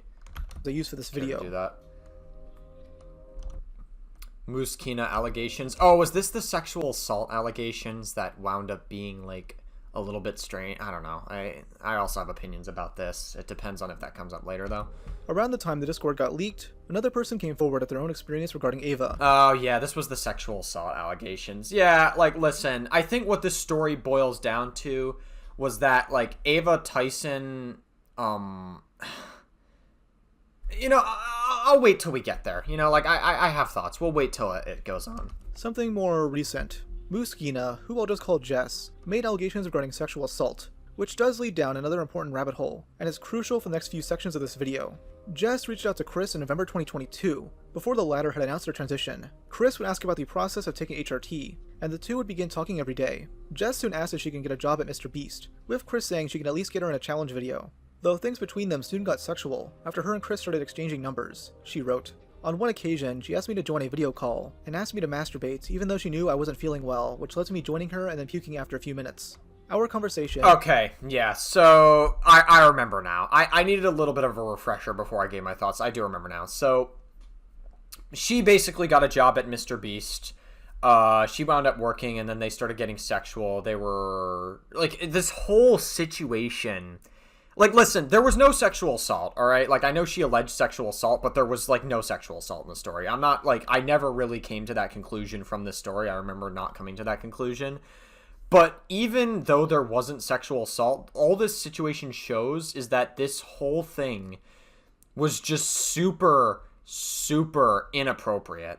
Like, it's just, this entire situation, like, this situation right here is why in many workplaces, like, they don't allow dating.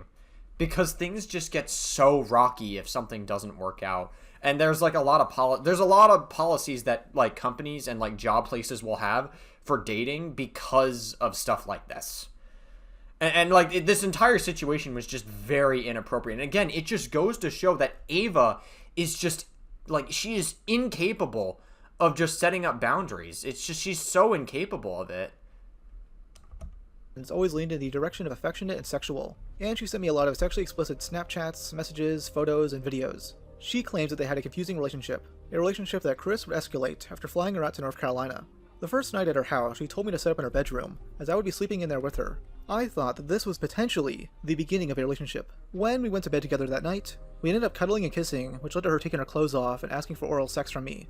I went down on her, expecting to engage in sex that would be reciprocated, but when I was done, she made it clear that she did not want to return any sexual favors to me. I was hoping that this would not be the case next time we hooked up, and I believe we would be moving to something more mutual. Over the course of the next week, Ava engaged me sexually, and ended up receiving oral pleasure several times, but she never reciprocated any sexual favors in return when I was done. I was too scared to directly ask for anything in return, and she took advantage of that. That's a very weird way to frame that. That wouldn't be sexual assault then. Like, she understands this, right? If anything, like, Ava was saying that she never reciprocated any, like, favors in return when you were done, or, like, whatever. Like, that's not what sexual assault is. It's very weird. Again, I'm not seeing sexual assault from this story, but this entire situation is just inappropriate. And again, Ava just has such boundary issues. It's fucking crazy.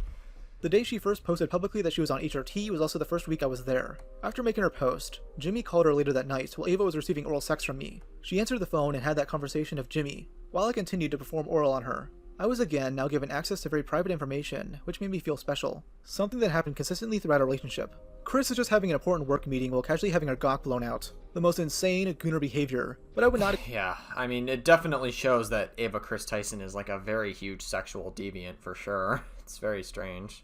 Expect less from Chris at this point. Jess then alleges that Chris never had the ability to cast someone for a MrBeast video, making it seem like Chris flew her out with false intentions. After flying back home, Chris would slowly stop showing her the same level of affection. Later, in the summer of 2023, Chris offered Jess a job as her personal assistant, while also allowing her to permanently move into her house. During the 2-week trial period, Chris would continue receiving oral sex from her. After she came back from a short trip, she then alleges that Chris sexually assaulted her. On July 29th, we were watching TV together alone in her living room. With no warning, prior physical engagement, or sexual conversation, she took off her pants and started touching herself in front of me. I had just moved in with Ava and left my job to come work as her assistant. In no way, shape, or form did I feel like I could say no. At the very least, it is very inappropriate for Ava to be doing that, but that wouldn't be considered sexual assault, like, on its own. That's still not sexual assault. Without somehow risking my job or being asked to leave, she used that against me to receive non-consensual oral sex. This was a moment that truly broke me for the first time. Nothing was enjoyable. It felt like it would never end and my entire body just hurt from performing the act. The two would later talk about it while Jess was on vacation, where they agreed to not- Okay, so just because your body was in pain after sex, that wouldn't necessarily indicate if you were or weren't assaulted. It could, but like based on the way you're telling the story and based on how things went, it doesn't seem like it was a form of sexual assault. Like, all sexual assault by definition is by, like, non-consensual sex, right? That's, like, it has to be non-consensual for it to be sexual assault. And, like, giving consent, all giving consent really is, yeah, I'll do it. Yeah, I'll do it. That's literally all it is. Like, even if you consent and the sex winds up being fucking bad, that doesn't mean you were assaulted. It just means you had bad sex. That's all that really boils down to. and engage in explicit sexual acts. Jess claims they did hook up one more time in December, but that their relationship started falling apart due to Kris apparently being very manipulative. Jess and Kris officially broke up in the spring of 2024, after Kris began hooking up with someone else. Jess was to then be replaced as Kris's personal assistant, though she instead opted to leave on her own accord. She would then report her to HR. I don't know. Okay, yeah, whatever, okay. To the MrBeast company launching a third-party investigation. Then, all the drama came out, leading to Jess coming forward. The person that Kris was hooking up with is their current partner, Erit. Erit has been the main defender of Kris ever since the drama went mainstream, as he claims the MrBeast company and Amazon want her to remain silent on the accusations. He became known for his role in the Dream SMP, but hasn't posted much content in the past year. Was this the person that wound up accusing Ava Kris Tyson? Following the release of Jess's allegations, he downplayed Kris's actions as just edgy jokes. I mean, to be fair, like, a lot of what Ava did was edgy jokes. Like, I wouldn't really even say that's a down... How is that downplaying if he is just looking at the situation, like, where it's at? Like, for the most part, like, he is correct in that assertion. It was edgy jokes. I'm not saying they were appropriate. I'm not saying it's okay. But, like, if it was just that in a vacuum, it wouldn't really be, like... I wouldn't really think that in a vacuum would be cancel-worthy. It's just everything else on top of that that wasn't... that also got added into the equation that made it, like, really bad. But, like, that's not really a downplay. Like, if you look at most of the messages, that is essentially what the messages entail. They were edgy jokes. The only one that I'm a little bit finicky of is the, like, Nuzzles peen or whatever. That's definitely pushing it, for sure. That's, like, just bordering it. But you could technically still chalk that up to being, like, an edgy joke. You know what I mean? It's still very inappropriate, and I agree. Should not be happening at all, 100%. Ava should have set better boundaries, and it should have been better. I agree. But it's still, like, there's a difference between, like, sexually exploiting a child and grooming a child versus edgy jokes in a Discord server. And claims Jess was deluded. He claims Kris never liked her that way, and only saw her as a sister. Jess had also tweeted out some insane messages about how she wanted to kill herself, which Kris had her delete. Erit also claims that Jess wanted to be fired, since she wanted to work remotely. Jess would respond in multiple tweets, mainly pointing out that the latter claim wasn't entirely true. She then called out Erit for not reaching out to her, despite having multiple ways to contact her.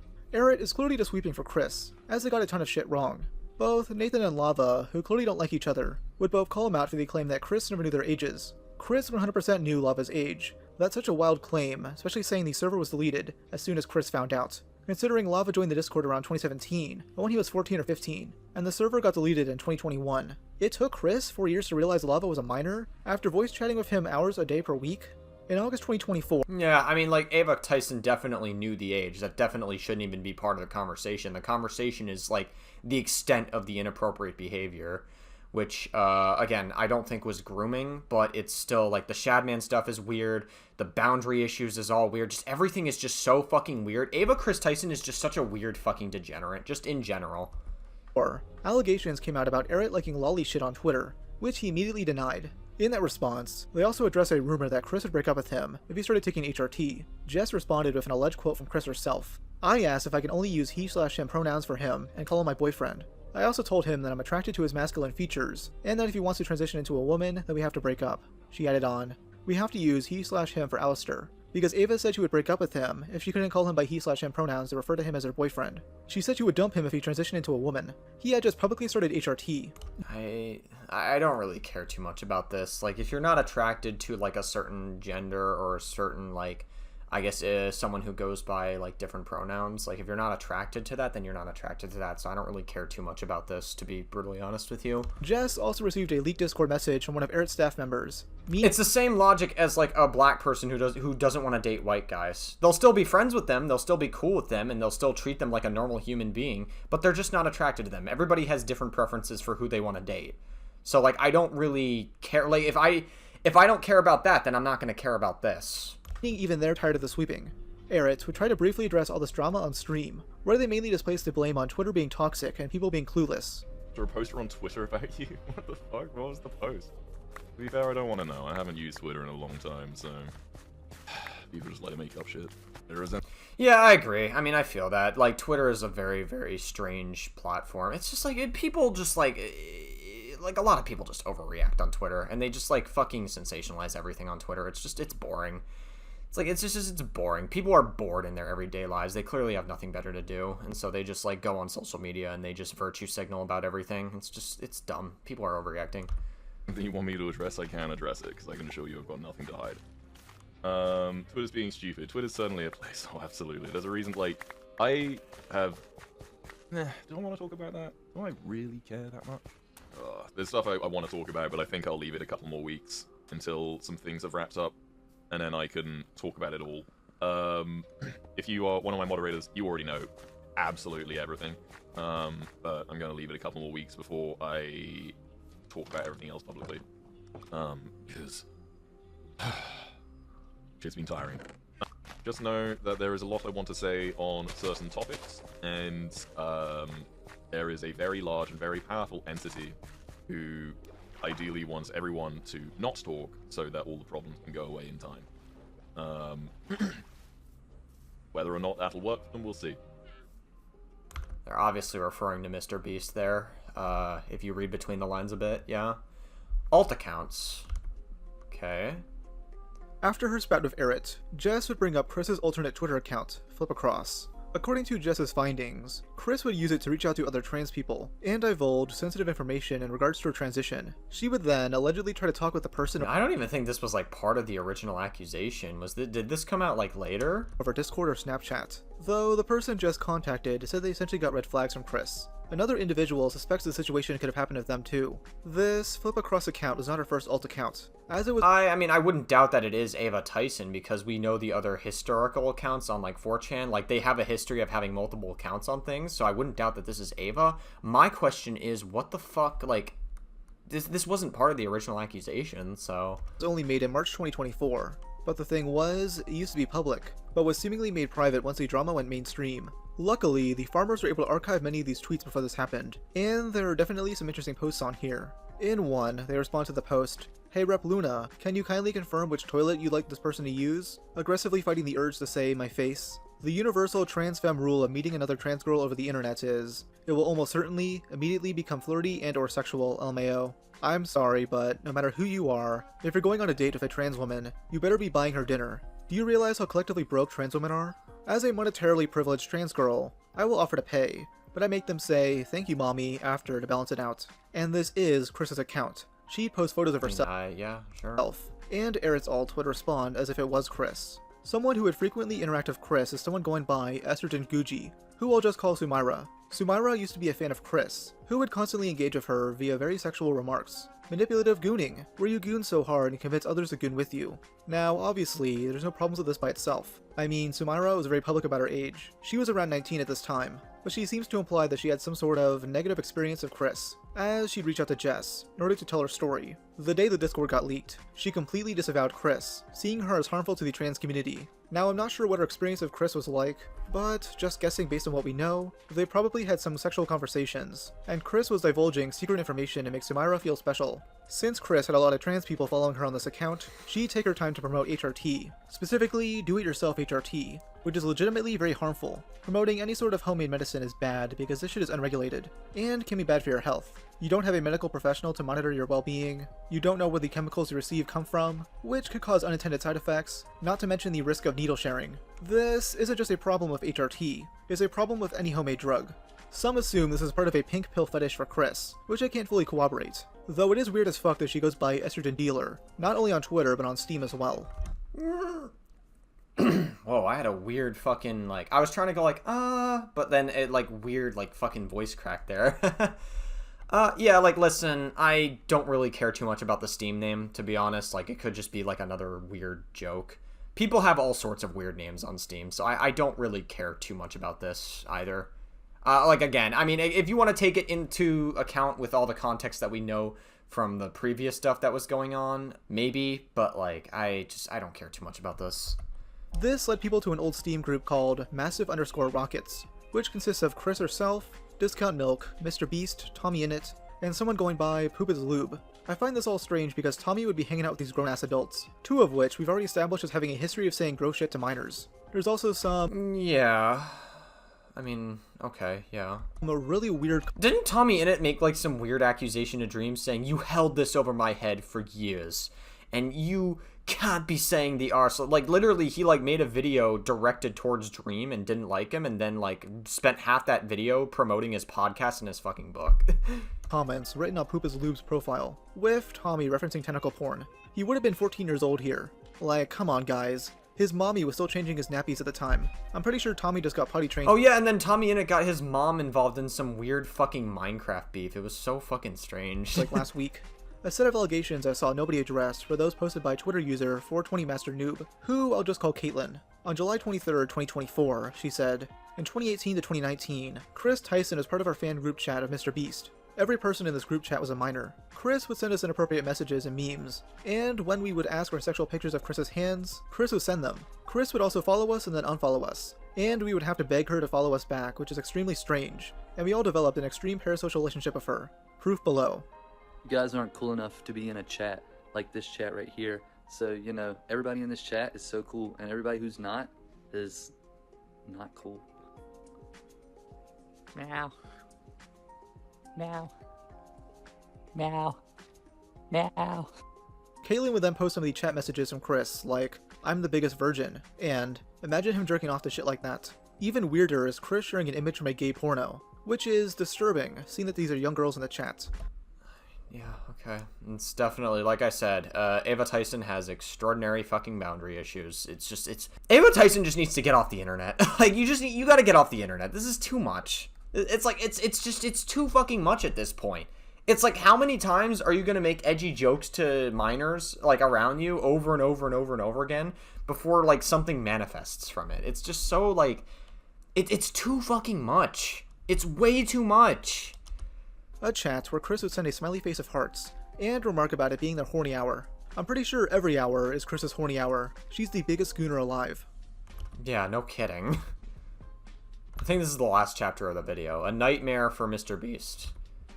Was Sunny V2 right all along? Well, not really. No, he wasn't, because Sunny V2's video was that Ava Kris Tyson is trans, and that would be the most problematic part for MrBeast, which wasn't the case, not even close.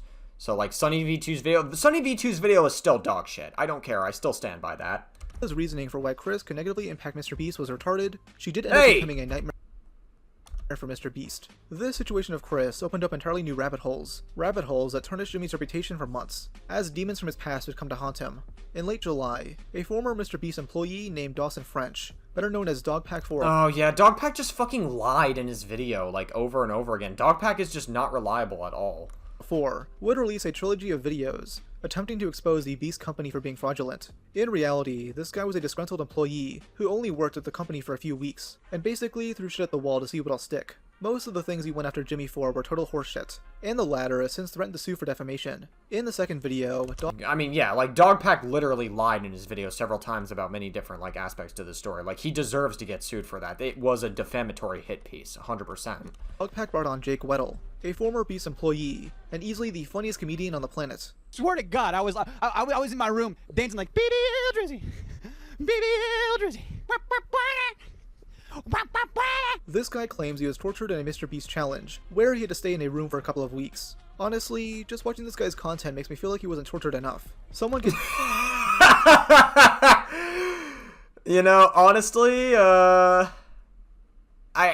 not gonna get a disagreement from me, Rob. Jake Weddle on Fish Tank Season 5, please. I want him to meet Frank Hassel. Jake is mainly relevant because he brought up a former manager at MrBeast named Delaware, who is a registered sex offender. Oh yeah, this was the guy I was talking about earlier, who apparently did some, like, lewd behavior, with, like, an 11-year-old. While he was 16? Yeah, I mean, yeah, like, this guy was 16 at the time he committed the offense to an 11-year-old. Yeah, I mean, like I said, by the DSM-5 definition, if you look at the DSM-5's definition of pedophilia, it's someone who's 16 or older, with an age gap that's 5 years or greater, and the younger person has to be 13 or under. Yeah, I mean, check. Yeah, this guy is, by definition, he is a pedophile, yeah. If you look at the actual clinical definition of it, yeah, he would be some kind of a pedophile, for sure.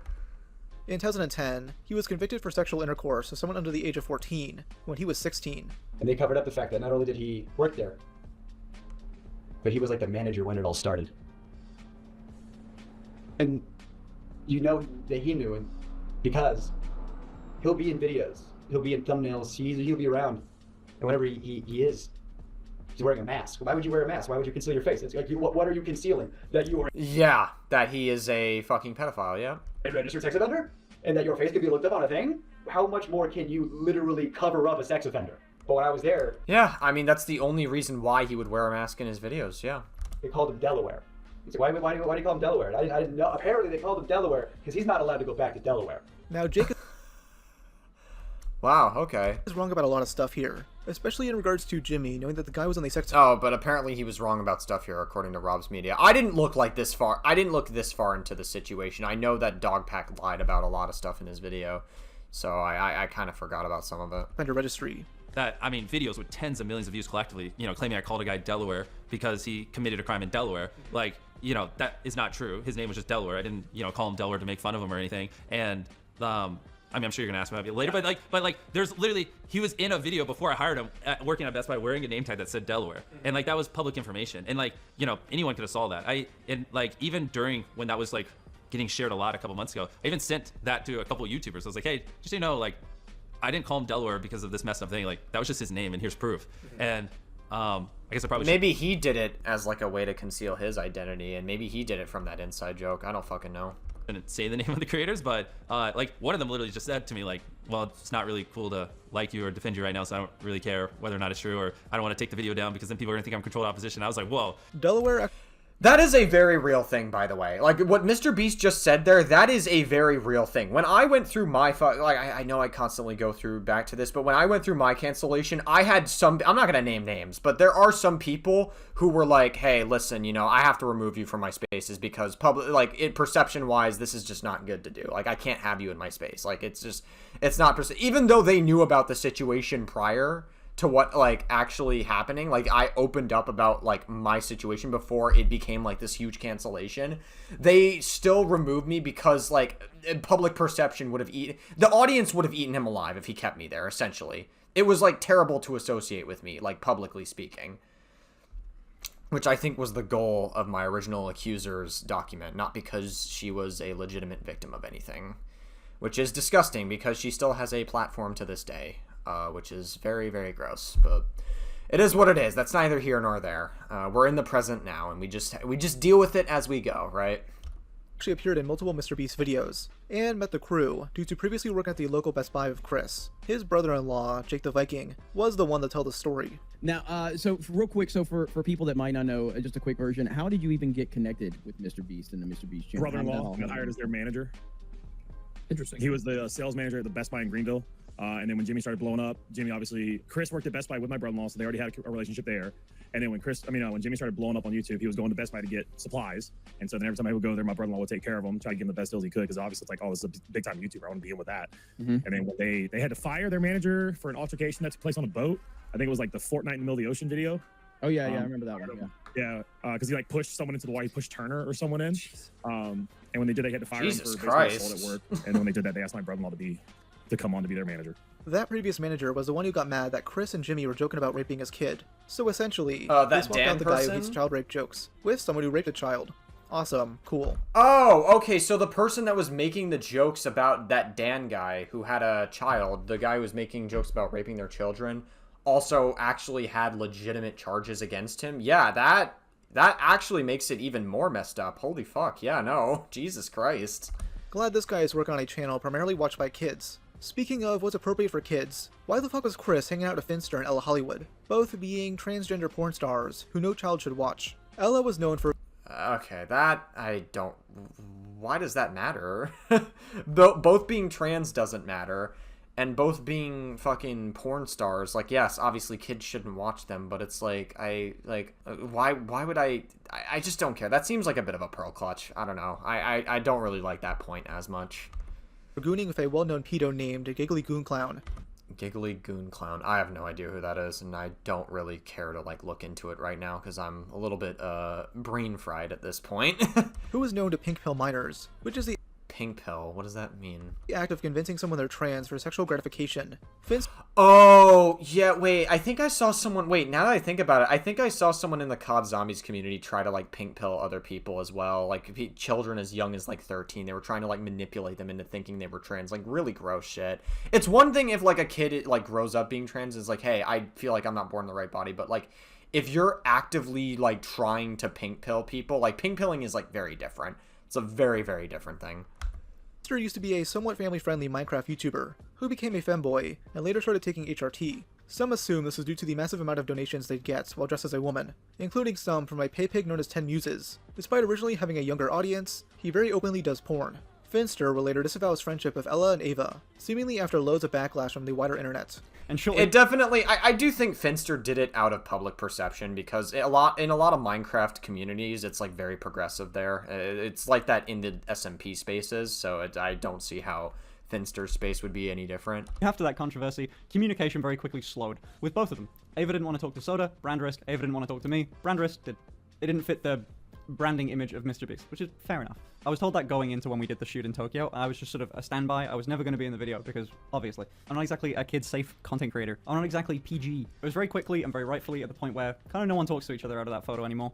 But that photo does exist, and good God, it will haunt me forever. So, what's Kris been up to now? Well, not really much. She's mainly been uploading to her YouTube channel, which, surprisingly, has almost 40,000 subscribers. Obviously, since many see her as a pedophile, her comment sections get flooded with a lot of hate. Instead of simply turning it off, she's resorted to renaming her channel multiple times, trying to make people think it's an unaffiliated channel. She's trying to take responsibility. That's such a weird thing to do. A Kris Tyson fan page? Kris Vault? What the fuck? This is so, like, that's kind of crazy. Kris Tyson fan page is insane. That's actually, like, a new level of deception that I didn't even think Ava Tyson was capable of, but, wow. Resorted to renaming her channel multiple times, trying to make people think it's an unaffiliated channel. She's trying to take responsibility away from her own content, and make it seem like a fan is uploading her videos, but nobody is buying it. It has to be the most depressing channel on YouTube. Like, a lot of the content on here is just Kris reacting to MrBeast's videos, silently coping about how they can't participate in them anymore. True. Dude, why they keep giving Mac a shot? Oh, wait a minute. The video's literally already over. He fell. Jimmy, I'm a 12-year-old viewer, and I'm clicking off. I think it's over because he doesn't make it. Of course, Kris is thinking about 12-year-olds. Okay, incredible. I've tried watching some of her content, and it flat out sucks. Terrible editing, barely any reactions given, and no actual personality. Kris seems lifeless. I'm gonna play with Chief, order DoorDash, take a nap. It's been a long day. I've been up since 7 a.m. Had to take this guy to the vet, had to pick up the cupcakes, had to get all the ice. Cupcakes? Oh no. Oh no! Oh God. Is EDP coming to your party, Ava Tyson? Oh, I was actually coming out here to pick up a cupcake and then go back home. Kris's first upload after the allegations went mainstream was a debunking video. Huh, maybe Kris can Wait, really? Did they actually upload this? disprove all the allegations made against them. I have a lot of faith. Let's check it out. Hello? I just want to double check. Do you actually like kids? Yes, I love it. That is true. See? How many times are you gonna ask So that's a fake video. that? Do you watch them? Ooh. Yes, true. Sorry. Would you date someone your age? Why would I do that? Oh, wow. No. This is very obviously, like, edited. Hell no. Hello? I just want to double check. Do you actually like the taste of our new taco bar? Yes, I love it. That is true. See? How many times are you gonna ask that? Okay, I just had to double check. When we post a video, do you watch them? Ooh. Only if I'm in it. Kris. What do you want from me? True. Sorry. What am I supposed to watch it without me in it? Why would I do that? Was Jimmy a good roommate? No. That is a lie. What? He never cleaned up. Liar! Apparently Jimmy's a good roommate. Maybe I was the bad roommate. Oh my goodness. I mean, Jimmy wasn't the one hanging lolly porn on the wall. But listen, you're watching too much lowly hentai, and Okay, fucking Hank Schrader. Getting him to be like, no, no, no, you sussy baka. Fucking Hank Schrader. I mean, to be honest with you, I'd rather you do meth at this point. You know what I'm saying? Oh my God. Oh man, it would still break your heart if he did meth though, or she did meth. Sorry, I didn't mean to misgender there, but still. Yeah, Kris really saved her reputation by debunking that meme video. After that, I'm sure Jimmy would love to bring her back on the MrBeast channel. Yeah, I mean, and it's just obviously Ava's coping here that they can't be in the MrBeast collabs anymore. Chris would seemingly release another video addressing the allegations, but it's just clickbait. It's just 4 minutes of Chris and Eric discussing skirts. And yes, Eric has stayed by her thick and thin, which, hey, is pretty ballsy. The most recent development is that Chris wants to become a male VTuber, clearly done to bring in new viewers somehow. Hello! Welcome to a new video. I'm doing great. And yeah, this is my new avatar for the channel, so yep, this avatar is going to be permanent for all my videos from now on. And by the way, this is my new voice. You'll be hearing it in all my videos from now on. All right, enough with the intro. Today, we're going to react to some funny memes from the internet. Without wasting any more time, let's jump right into the video. Alright, So Ava decided to become a VTuber and like get like an AI to mask their voice or some shit. Is that what they're doing? He's running. Oh. She tripped. She literally tripped over that little rope and just fell. Yeah, I'm sure this will work, Chris.